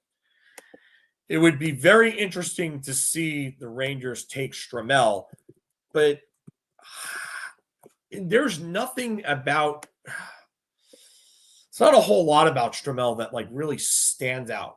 His numbers, ever since he left Michigan for Michigan State, are different. And they're very different. They're night and day. But yeah, I don't know if he's the guy that I would be looking. I would rather look at Yurov and I would rather look at Jiricek than Stramel. I just I don't know. I don't know about this. I think he was really high up on their boards. I think they wanted Perot. I think they wanted Perot. I don't think they wanted Stramel. I really think they wanted Perot. But Stramel, for me, you know what Stramel screams to me? When I look at Stramel, I think of a player that had the size, that had some skating issues, that had some sort of upside, that had the physical tools that everybody drooled over. Mark Jankowski. And remember, like, Mark Jankowski was taken by Calgary, and that was a pick that, like, everybody was like, whoa, reach. And it just set off flags. Like, we're talking like almost to Yegor Chinikov type levels of reach, to the point where the experts didn't really have much information on him.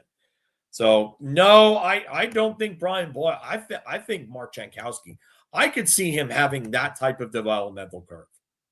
So maybe Grider Ritchie. Yeah, that's the nepotism route that Boston, that whole Boston University connection. So yeah, we'll talk about Detroit. So, but we talked about them before, and the fact that I think that Yzerman needs to get that Yzer plan into the playoffs.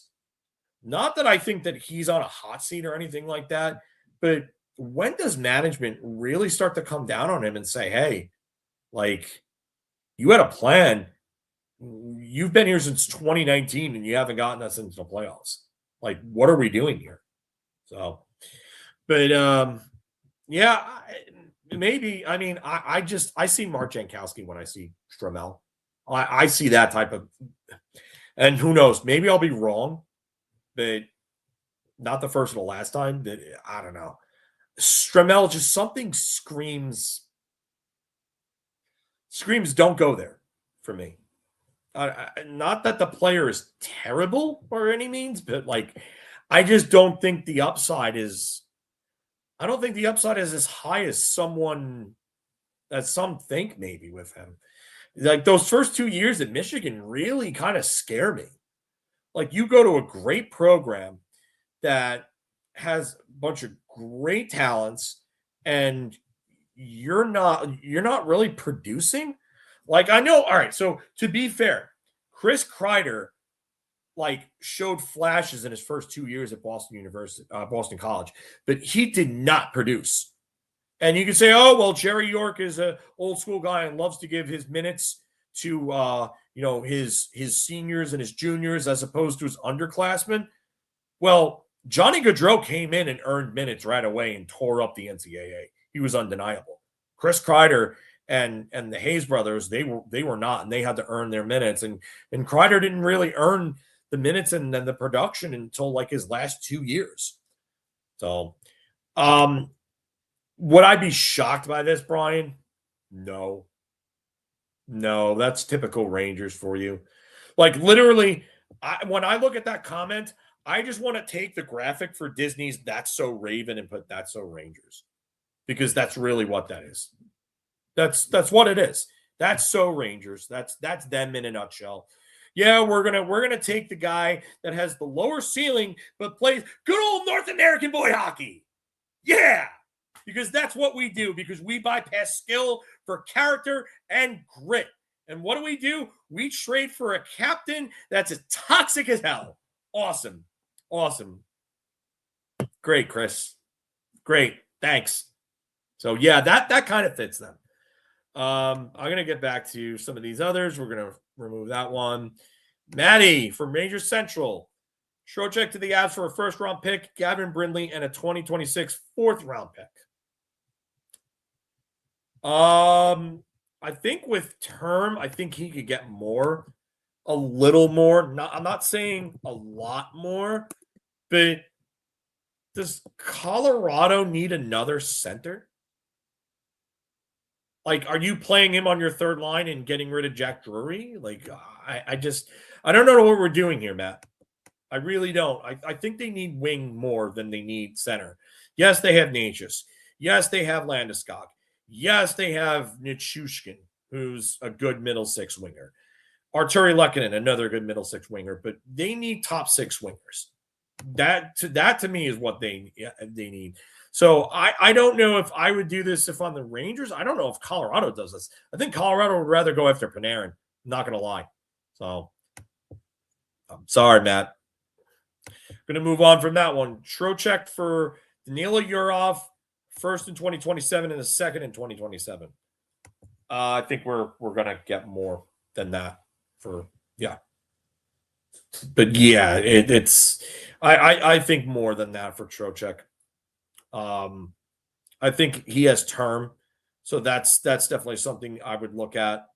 But yeah, Miko Rantanen would fit the Hasbro perfectly, of course. But yeah, that bridge has kind of been burned. So hold on a second. I'm sorry.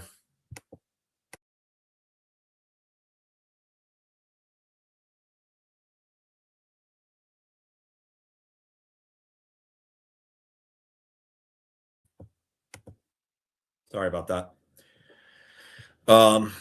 Yeah, so Bradley Nadeau was in my Carolina proposal. I don't think Nikishin's going to be in there. I definitely can't see Carolina giving up on Nikishin. Again, it's just like Braden Point in 2018 and Mikhail Sergachev. They're not going to subtract from their roster a young NHL player that's productive for them. We'd all love Nikishin, but that's not happening, guys and girls. Sorry. Again, hate to crush your hopes and dreams, but that ain't happening. We'll move on from Dominic's proposal. Thank you for all the proposals that you guys are sending in. This is just a comment from Rangers Wire, and thank you for joining our stream, Rangers Wire. I saw you followed me earlier on today on Twitter. Brett is going to Dallas for Bork and a first plus.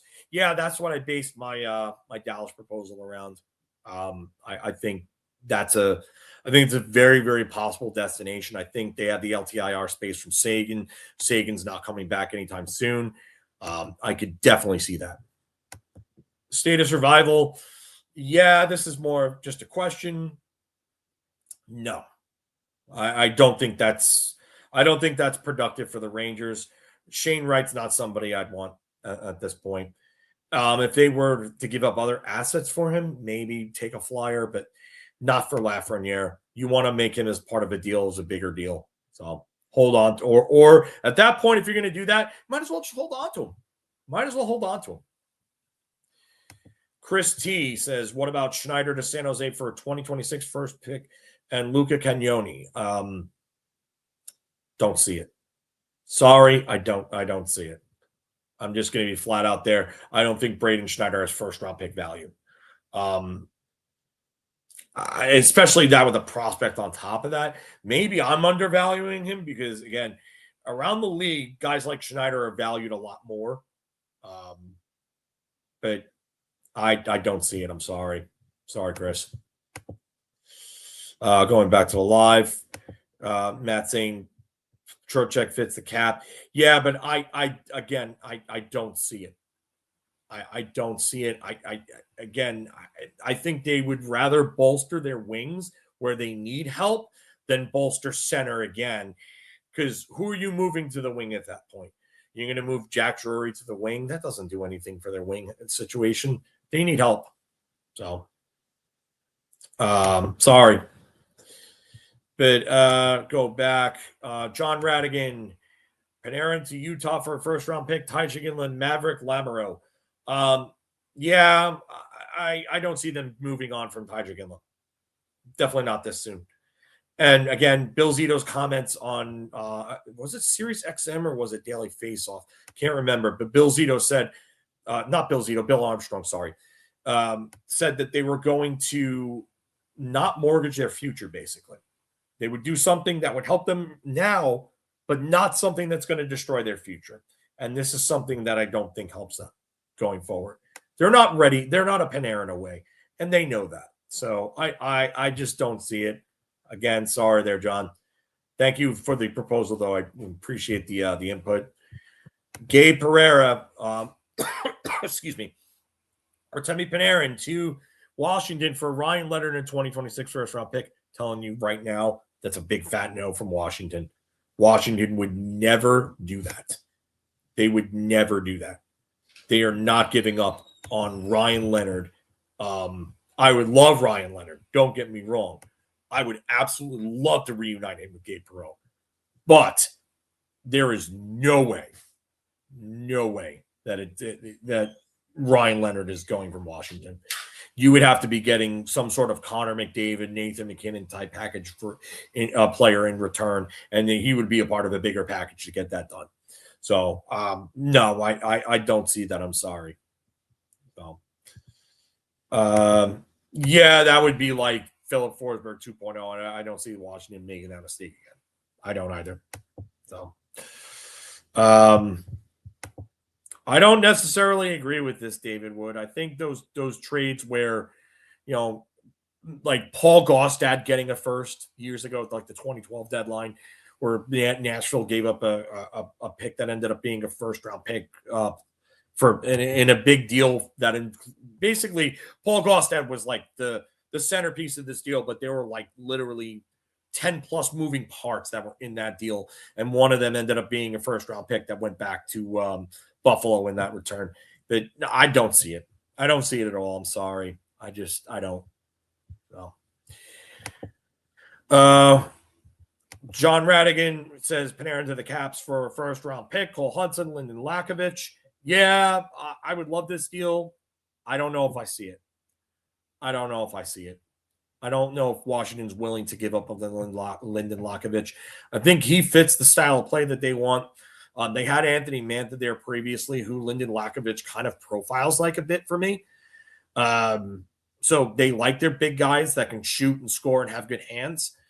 Alexei Protas there, another player that fits that bill, better skater than people give credit for. So I don't see Artemi. I don't see this. I would love it, but I don't see it. I'm going to go to James Marshall here. Do I see Carrick drawing any interest? Yes, I do.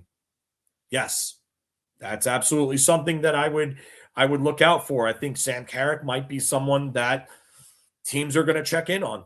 I think fourth line centers, especially guys that play tough, play playoff type hockey, are always in demand. You see it. Teams pay more for bottom six players than fans expect. And it happens all the time. They're always in demand. So Mike MYR for Life 91, 491. Nashville gets Artemi Panarin with salary retention, 50%. For Michael Bunting, a first-round pick this year, Zach LaRue, and a 2027 second-round pick. Not a bad proposal by any means. I don't see Nashville doing this. I don't. I think that, again, they're not an Artemi Panarin away. Yeah, again, I don't see, like I said, I don't see them moving Cole Hudson. I've said this multiple times, so I don't think that's happening.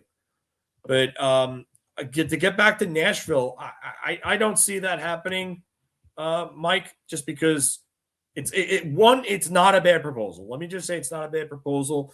I think that's a good return. I think it's a fair deal for both teams. I just don't see Nashville doing it because they're not an Artemi Panarin away. Simply put, they're not that close. The fact that they're like fighting for a playoff spot right now with the start that they had to their season is definitely impressive. I don't see it. They're 3 points out of that last wild card spot with San Jose having a game in hand. I don't think they make the playoffs. I just think that's too risky of a move for a team that's not really even guaranteed a playoff spot. If they were a better team, like let's just say they were fighting for the division lead, maybe I could see them making this move. But again, I don't see it. I wonder if they start to sell on Steven Stamkos at some point, who's playing a lot better lately. Guy that looked like he was completely cooked. So, Gabe Pereira again. Panarin, 50% retained to Toronto with Braden Schneider for Easton Cowan, Brandon Carlo, and a 2027 second-round pick. I'd have to imagine a first-round pick is going in any Panarin deal. unless there is a significant roster player that is coming back in return. I don't see it. And I know that Toronto doesn't have a first rounder until 2028, but this is just not enough, especially if they're giving up Panarin, retaining 50%, and giving up Schneider on top of that. No, not enough. I would hate this if I was a Ranger fan. I would absolutely hate it. Sorry, Gabe. And the last one that I have starred here is just a question from Jay Lewis. Can the Rangers package Panarin and Trocheck together? What team can do this cap-wise? I don't think there are a lot of teams that can. There would have to be 50% retention on Panarin for sure for this year. So the Rangers, I don't think, mind using one of their 3 retention slots to get a better deal for Panarin. But I don't think there's really any teams that can do this. Maybe Detroit, or maybe, yeah. And I think too. I don't think Panarin would go to Toronto. I don't. I think he would want to get out of there. So David Wood is saying Lafreniere and Schneider to Buffalo for Owen Power and Alex Tuck. I mean, value-wise, it favors the Rangers. I think it favors the Rangers. For logistics and, logic and rationality, I don't think this helps the Rangers at all. Like, I just don't see what bringing in Tuck does for this team. Like, he's going to be 30. That's not somebody that they should be looking at. Power, absolutely. I mean, there was rumors that Dahlin was very unhappy with Buffalo and the way things were going. I think that this season right now, has really kind of quelled that a bit. But yeah, I don't see this at all, and I don't see how Tuck helps this team. If this Ranger team was a team that was fighting for a playoff spot right now, not at the bottom of the conference, and maybe they were looked at as a few moves away from a cup, then I could see Tuck being on their radar, but not now, not with this trajectory. Not, especially not after the letter. Definitely not. I'm sorry. I just can't see it right now. And we are for life. Rangers trade Panarin to Toronto. I assume this is no salary retained, which that ain't going to work. I'm telling you right now, that's not going to work. Cap's going to kill that. First round pick in 2026, which they also do not have. They don't have a first round pick in 2026 or 2027. For Easton Cowan and Ben Danford and a first round pick. So we're going to have to move this to 2028. I don't think Toronto would want to give up on Cowan. I don't think they want to give up on him. He's the crown jewel of that organization. He's got 17 points in 41 games as a rookie. It's not bad. He's looked the part. I think there's definitely a player there. I think there's a top 6 forward there for sure. Definitely not somebody that I think Toronto wants to get rid of. So Ben Danford, maybe. Yeah, I don't know if they want to give up on him either, but again, I just don't think Toronto really has the ability to make a big move, and I don't think they should be making a big move just to try to make the playoffs. I think if you're management and you're upper management, you have to take a look at that team and say, hey, you know what? We lost Mitch Marner. We tried, but this team is going to have to take a step back before it can take a step forward. They're a -6 in goal differential. They're 5 points outside of the last playoff spot, and Boston has that last wild card at 62 points, and Toronto and Boston have both played 52 games. Boston's got the better of Toronto in recent memory. I don't think Toronto can get ahead of Florida. I think now that Matthew Tkachuk's back, I think you got to worry about them. I think Montreal might get pushed down the lineup too, because I think Florida's going to make their surge. I'm telling you, they're going to make their surge. I don't think Toronto's a better team than Detroit, Tampa, Montreal, Boston, or Florida. So I don't see it. I don't think they should be making that move. Let's see here. What other comments? I mean, give it again. Trade proposals, let them flow in. Comments and questions as well. I mean, this is supposed to be an interactive stream. Okay. You know what, Gabe? I think this could go through. I do. I think there might have to be retention for Panarin, but McQueen is definitely somebody that I think the Rangers would have their eye on. I think from what I've heard, and again, take this with a grain of salt, because it's just what I'm hearing, is that the Rangers had their eye on McQueen. If they were going to make the pick, McQueen was one of the guys near the top of their board. So, just again, I'm not an insider, just stuff that I hear. But Solberg, I think, is somebody that they would love. I think they would love a big, physical, bruising defensive defenseman like Solberg. Then this is really the thing. McQueen. Oh, really? I don't think that they. I don't think that they do that. So, Tim Ward is saying Anaheim never does this. I would be on board with that. Again, Anaheim is a team that I could absolutely see being in on Panarin. I really do. I think there's too much connection, too much that makes sense. And Anaheim is trying to fight to get back that division lead. And they're only 3 points back of Vegas right now. Vegas has a game in hand. Edmonton's 1 point ahead. Edmonton's also played one more game. I think Solberg can move the puck. Solberg is not a Radko Gudas. He's not devoid of any type of puck moving talent. I think Solberg is a better version of Schneider. That's just me. I could be wrong there, but I think what I see of him, I see a better version of Schneider. So I like Solberg. I would absolutely take Stian Solberg any day of the week on the Rangers. Any day of the week. That's the type of guy you want to add to your team. So, but I don't know if Anaheim gives up on him and McQueen, because those are two relatively recent picks. Mintyukov I put in there because there was the trade rumblings that he wanted out. Basically the word got leaked that he and his camp wanted a trade because they weren't happy with his playing time there. So that's why I had Mintyukov in that. I think it makes sense for the Rangers. Left shot defenseman, puck mover. Rangers need both of those. And spades. They absolutely need both of those in spades. So I think Mintyukov makes a ton of sense. It's also an asset that Anaheim can move off of because there is already a little bit of a strain.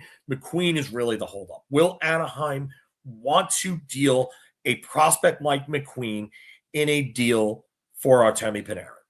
That's the issue. And I do think that, and Gabe, I like the proposal. I don't think it happens. I think it's one or the other, McQueen or Solberg, that would have to come back in that deal. I don't think both would go in it. So I think if you're the Rangers, you want McQueen and then you want the left shot defenseman in Mintyukov. Because I don't think you want both Solberg and Mintyukov, and you don't want to get a forward prospect back in return, because forward prospect doesn't really they don't have any forward prospects really outside of Gabe Perreault right now. It's just the sad truth. I mean, Dylan Rubrek, I like what he's doing in Hartford, but what does he project at the NHL level? Definitely nowhere near what his brother projects to be. So, Jay, you might be right about this. You might. It might be a sign and trade. I don't know if that's going to be the case. I don't see it personally, just because I think Panarin, I think he's going to want to pick where he goes. And if it ends up being a sign and trade, I think that limits teams. So, but yeah, I think it was with Elliot Freeman. Someone was asking in the chat before, Panarin said he wants to move. The feeling is that Panarin wants to move once, not twice. I think that was Friedman that said that on 32 Thoughts. So I think whoever said that in the chat, you're right about that.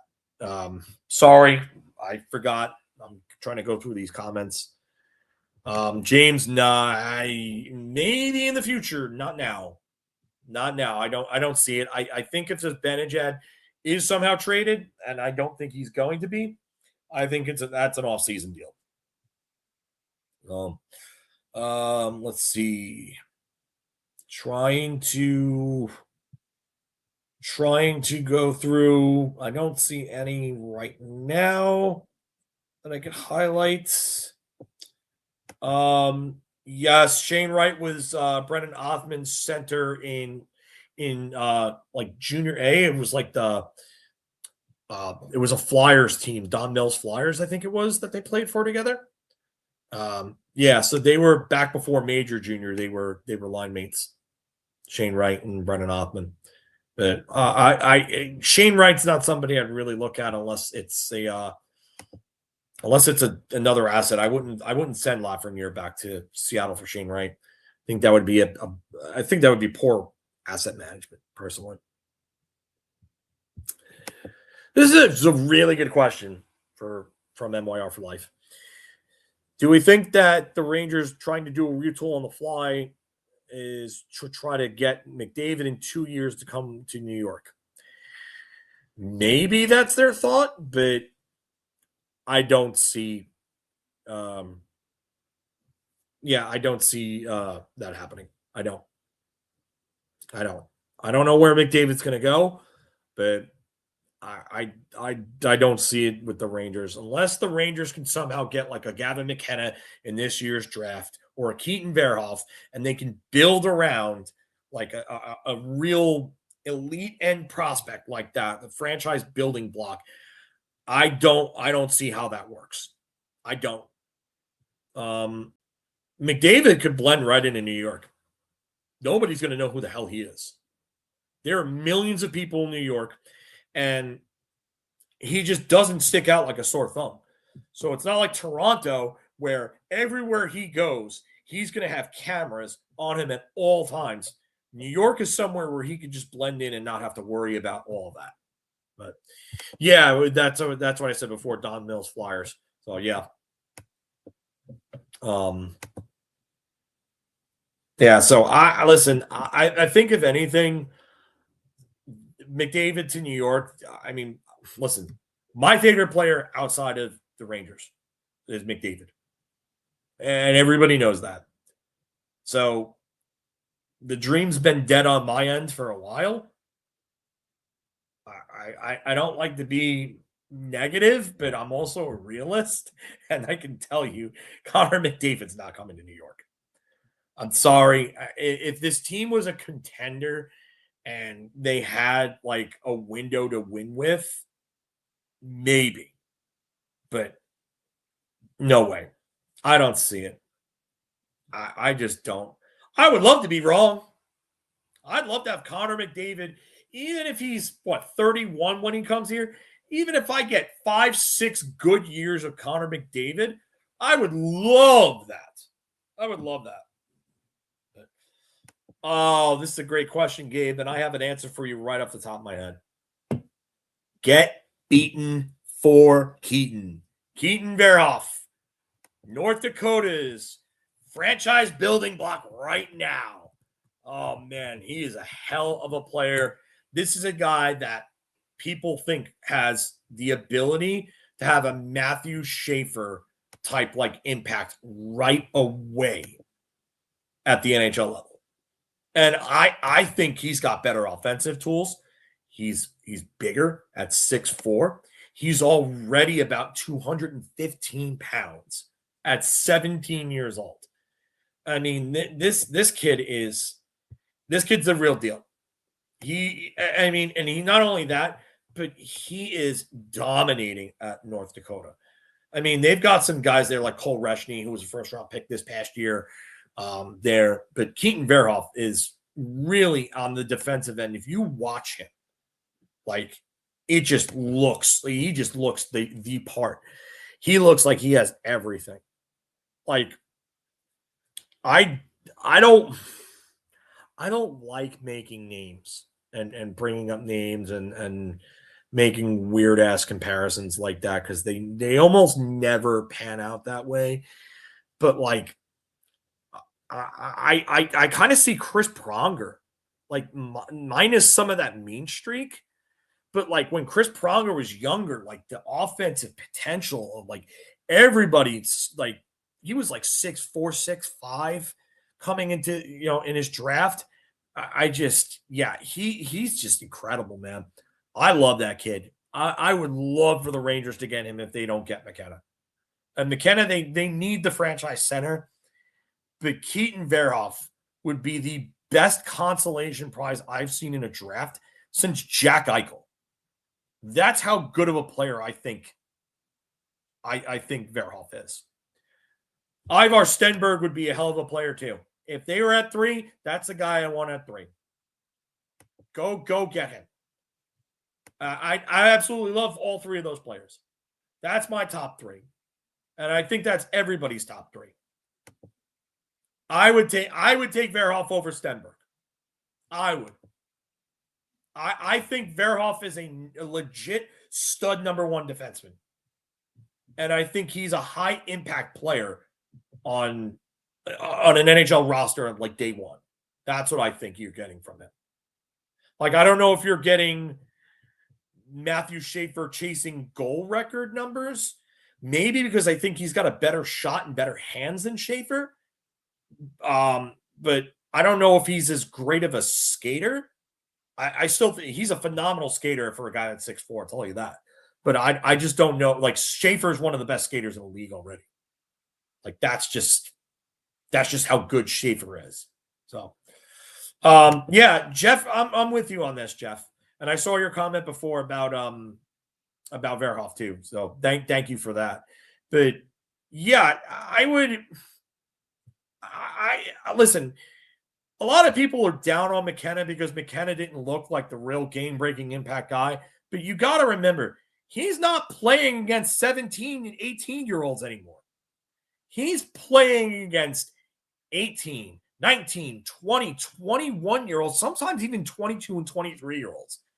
And you know what? Some of those guys are not going to make, like a good portion of them, I should say, are not going to make anything higher maybe than the ECHL. But they're physically developed. And they're able to play against guys like that because Gavin McKenna is a 17-year-old kid coming into a league of young men that are more developed. And it's it's more of a rough introduction because of the fact that those guys are all there. Hey, I'm not arguing this.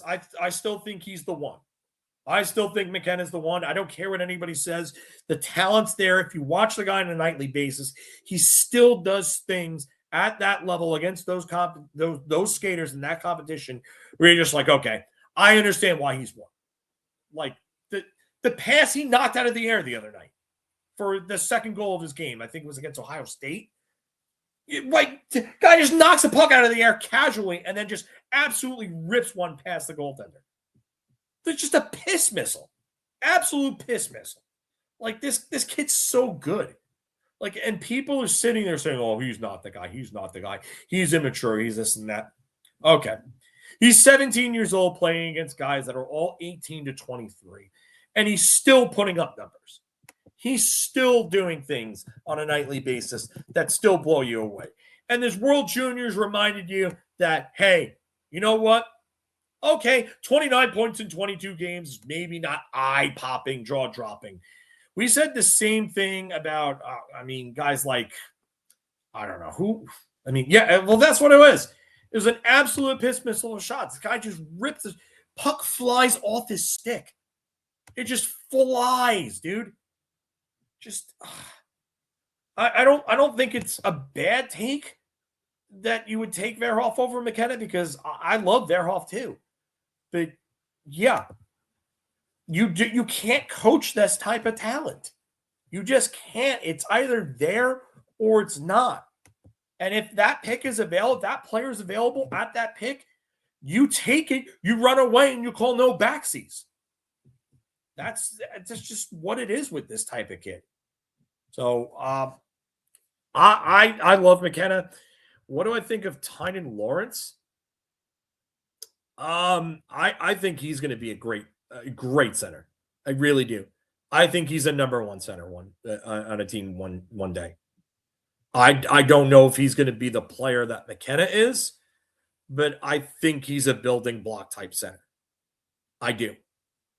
I get the whole BU thing, and the nepotism, and I can see. Listen. I'm going to tell you right now, if the Rangers are a top 2 pick, I still don't think they're taking Tynan Lawrence. I don't. I don't. I think they would take one of McKenna or Verhoff, whoever's available. And I've seen people joke about that, but Lawrence is going to be a very good player. He might be a little more of a project, but another player that's going to be a very, very good player for whatever team takes him. Again, I think he goes somewhere in the top 5. Whether or not it's 4 or 5, I think he's behind Stenberg for me. I don't know if I have him at 4 or 5. I think is a great landing spot for him. I've seen people say Ryan Rubrek. I don't know. There's a lot of people that have really been kind of up and down that lineup. I mean, again, I'm going to say that I know people joke about the nepotism. I do. I understand that, and I understand the concerns and the trepidation, but I just don't see it. If the Rangers selected him 4th, would I be mad? No. I mean, Carson Carroll's, Caleb Malhotra is another one, and again, that's another it's a legacy pick because Manny was selected. Funny enough, I think at that same spot at 6 by the Rangers. So, Ethan Belchatz is someone that I've seen mocked to the Rangers. Big guy. He's got NHL size already. So.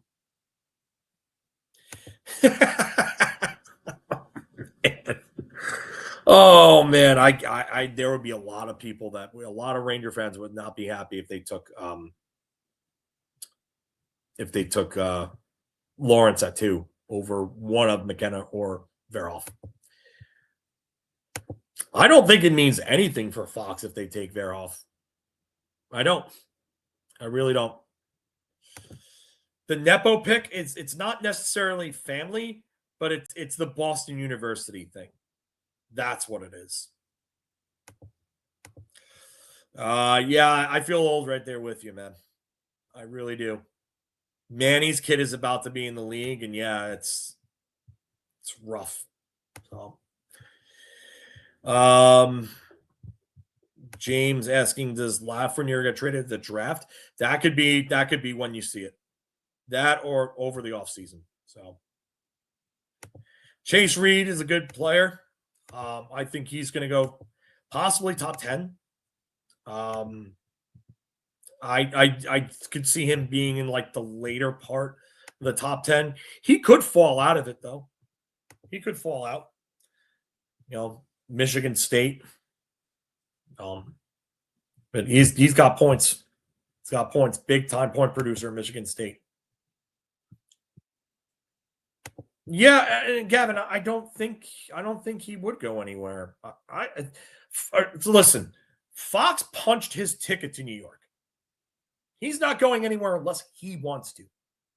That's it. He's got the trade protection in his contract.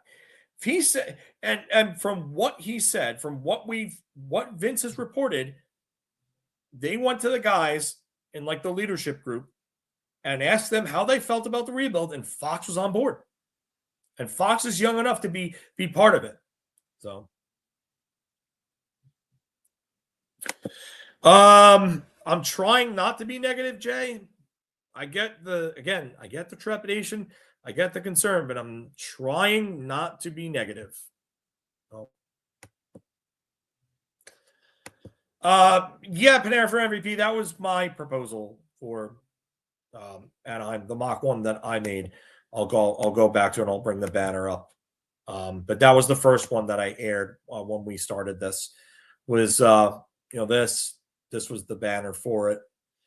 So first round pick, Roger McQueen and Pavel Minchikov. So yeah, that's basically what I think. We'll hide this. Get back to the comments. It's just that he hasn't put up the eye-popping numbers at the NCAA level. There have been times where he's had some bad games. That's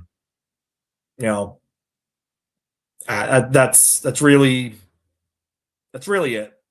It's just people overreacting, I think. The kid's going to have some bad games. He's playing against guys that are more physically developed than him and that are older. Happens. It's an adjustment. Not everybody is Jonathan Taves who comes. And Jonathan Taves, if you look at his numbers in the NCAA in his first year there, they weren't great.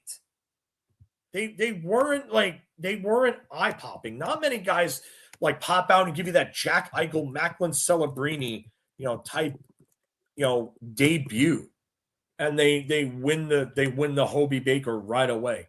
Taves in his first year in North Dakota in 05-06, 22 goals, 39 points in 42 games.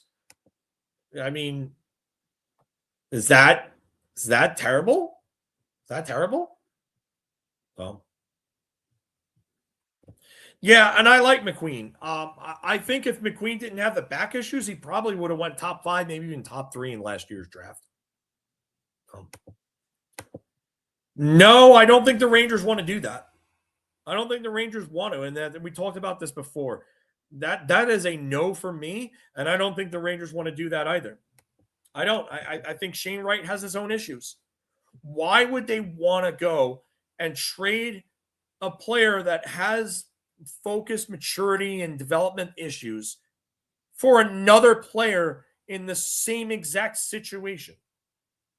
I get there's change of scenery deals, but I think they would want to trade for a player like a Maverick Bork or it's a lateral move, Gavin, and you're right.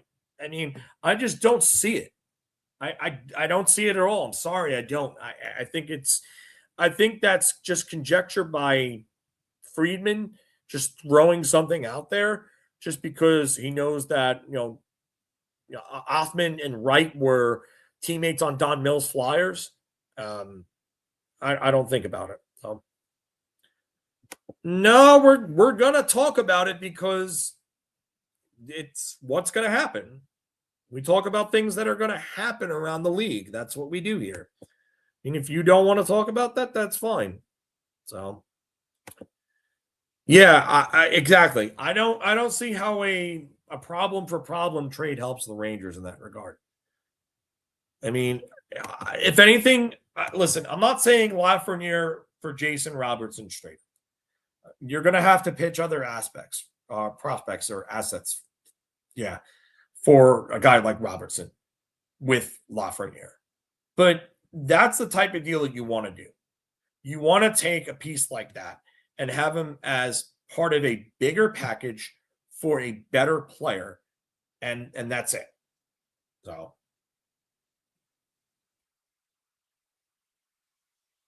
yeah, I mean, I listen. I get everybody is not confident in Chris Drury. I'm not either, but something's got to be done.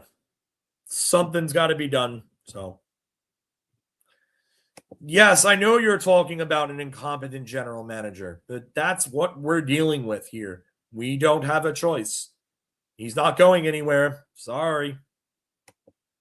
As much as I don't like it, he's not going anywhere.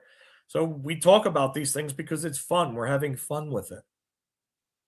I'm trying to do something fun and interactive, and that's just what it is here. Yeah, that's not happening, James. Sorry. I don't see it. I really don't see them, especially after they just gave him a big deal. And there was contract struggles with him too, getting him under contract. The talks almost broke down at some points.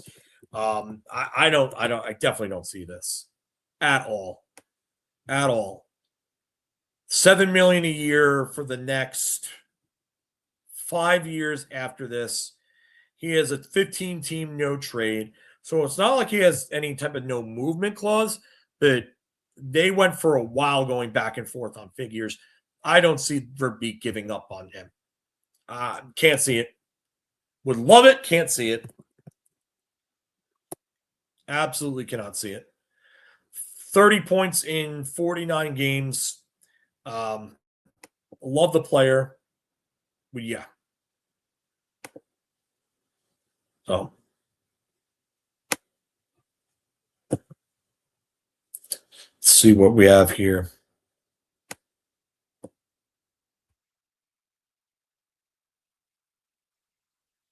Yeah, the Will Borgen deal didn't really help anybody's confidence in Chris Drury. I get it. Why is this trying to do this? Okay. Yep. That's the thing. They're not going anywhere anytime soon. So, I mean, listen, I'm not a big fan either, but it's what we're dealing with. Michael Andlauer. Yeah, don't tell Michael Andlauer this. Soft tampering. That'll trigger Michael Andlauer for sure. I don't see Brady Tkachuk going anywhere as of right now. Maybe that could change in the future.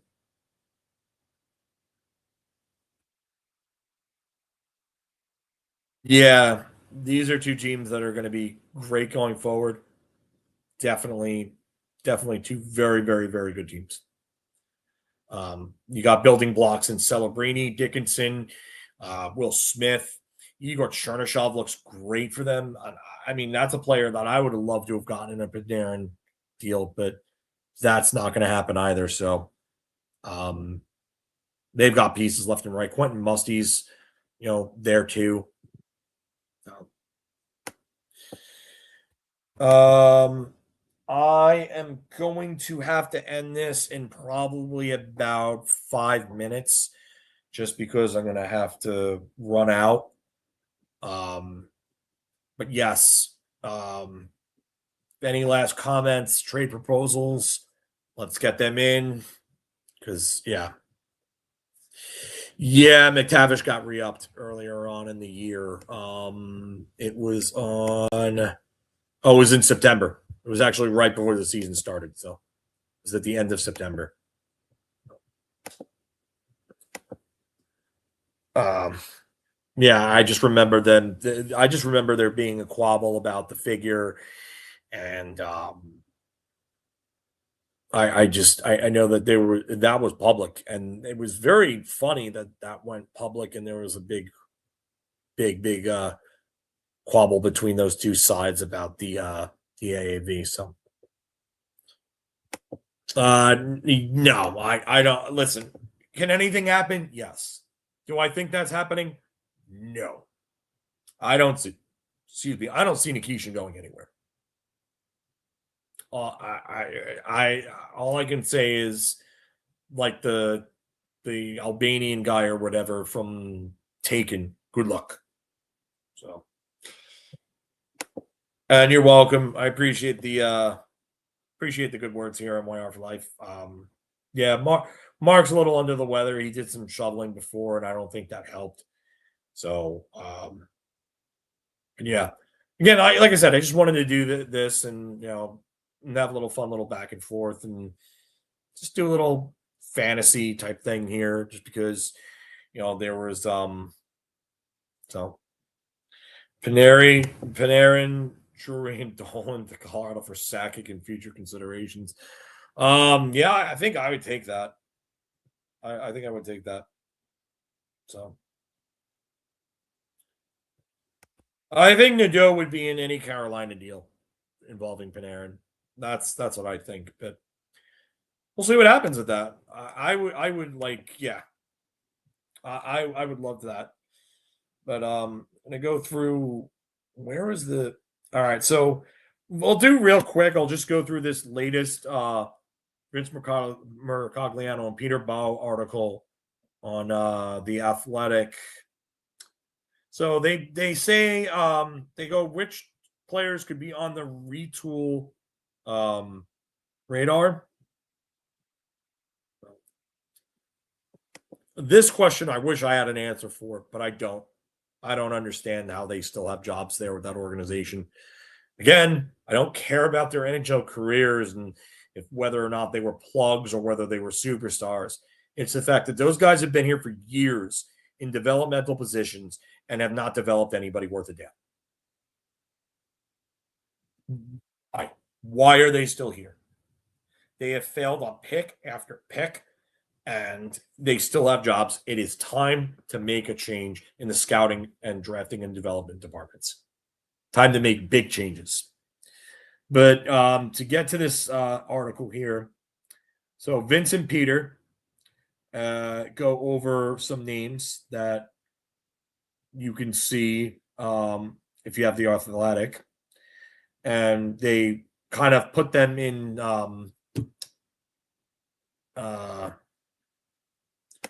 no, Drury didn't play with Ortmeyer or Glass. And I don't think they're really buddies. Yeah. They definitely, I know they didn't play with Drury in New York. Ortmeyer was gone after the 07 season, I believe. And Drury's season was, the first season was 08. And then Glass didn't come until like 2014, 15. That was his first year, and Drury had been retired for, I think, 3 seasons already. His last year was 2010, 11. So 12, 13, 14. Yeah, that was his 4th year of retirement.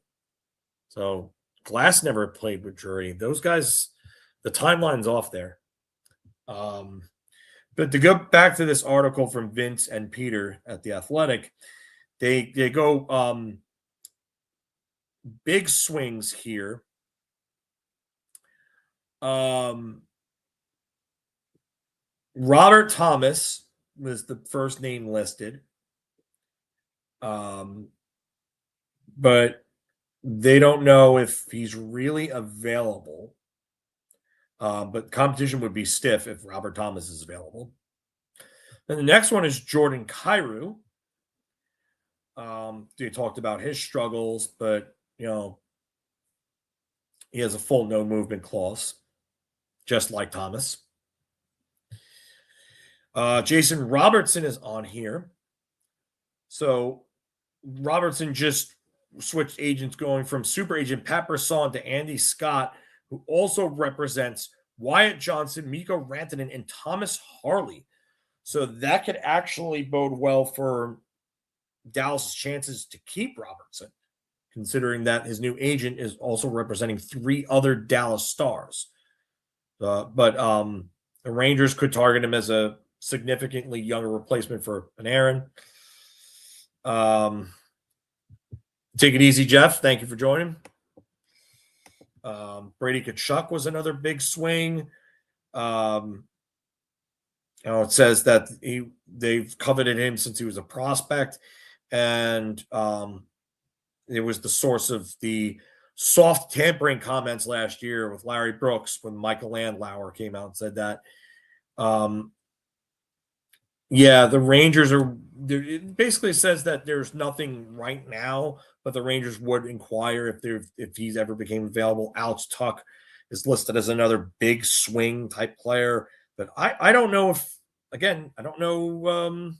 anything. See you Wednesday, Matt.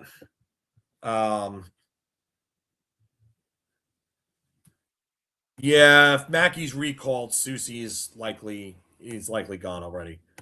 Then there's middle 6 veterans, lists Ross Colton.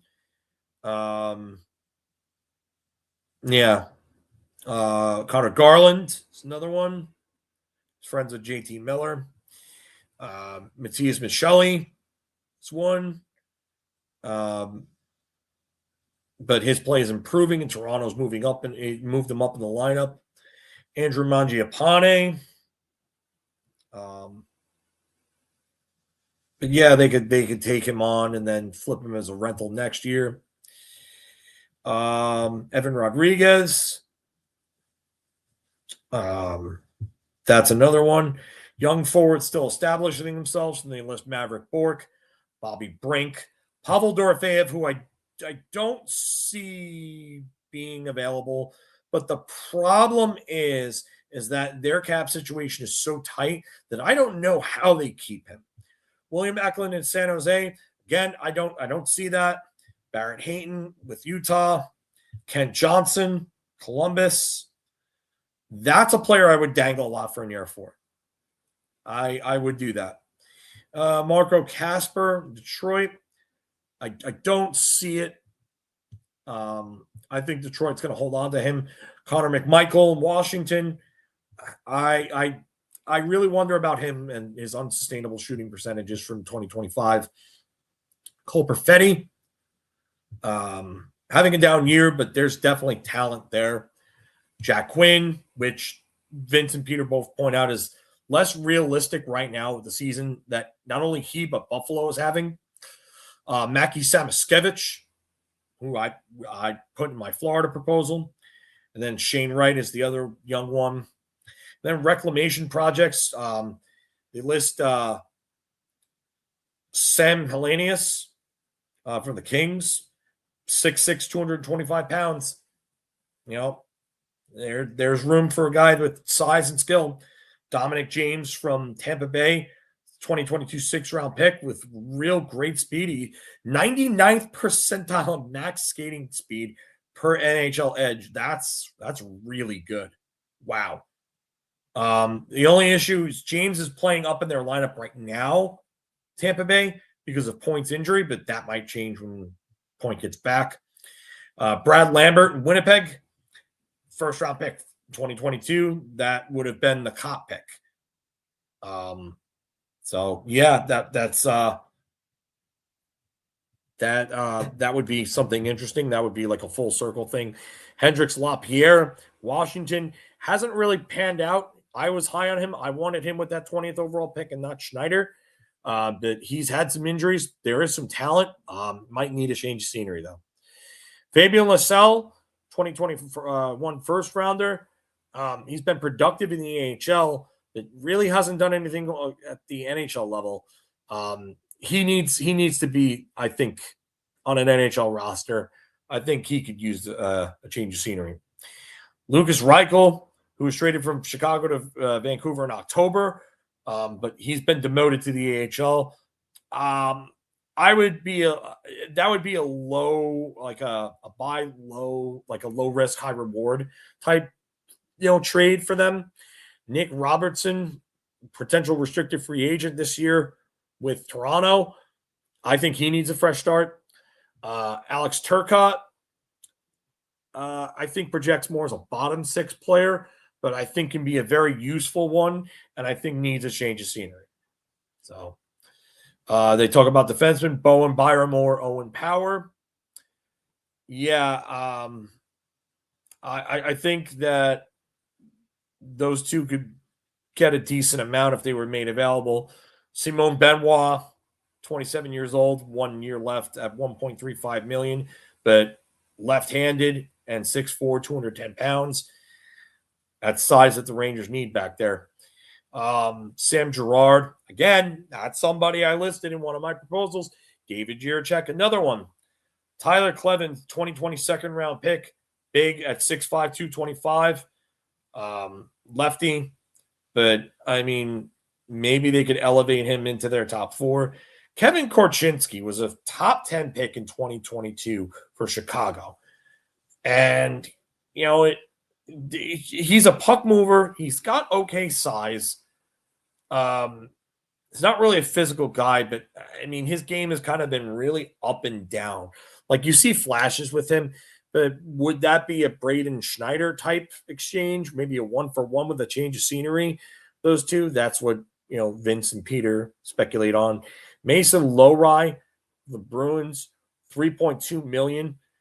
6'5", 218-pound, left-handed, and move the puck. Mityukov, Nikishin, William Wallander from Detroit. Yeah. So, but yeah, a bunch of guys listed as prospects as well. But very, very, very good article here from Vince and Peter. I like this. This is a good read. If you have The Athletic, definitely check it out. But thank you all for joining. I have to get going. If there's a Carson Soucy trade or something, then maybe I will jump on again, but I do not see anything yet. I'm just going to check before I log off here. But yeah, I'm not seeing anything as of yet. The last from Colin Stevenson, Mike Sullivan refused that Carson Soucy is being held on a lineup. We need the starting goalie. Everyone else is a game-time decision. Who's willing to confirm that Quick was the starting goalie, though? That's interesting. We'll see what happens, though. So, again, thank you all. Join us Wednesday for our regular stream. And, we should have a bit to talk about on Wednesday. This should be an interesting game, especially after their last stinkers, the Rangers. So let's see what happens. Does Boston put up another 10 spot on them? Or do they just lose in some wacky, weird way? Or do they surprise us all and they come out with a win? Either way, get beaten for Keaton. Something for McKenna, whatever slogan you want to use. Until we see you all on Wednesday, have a good night, everyone.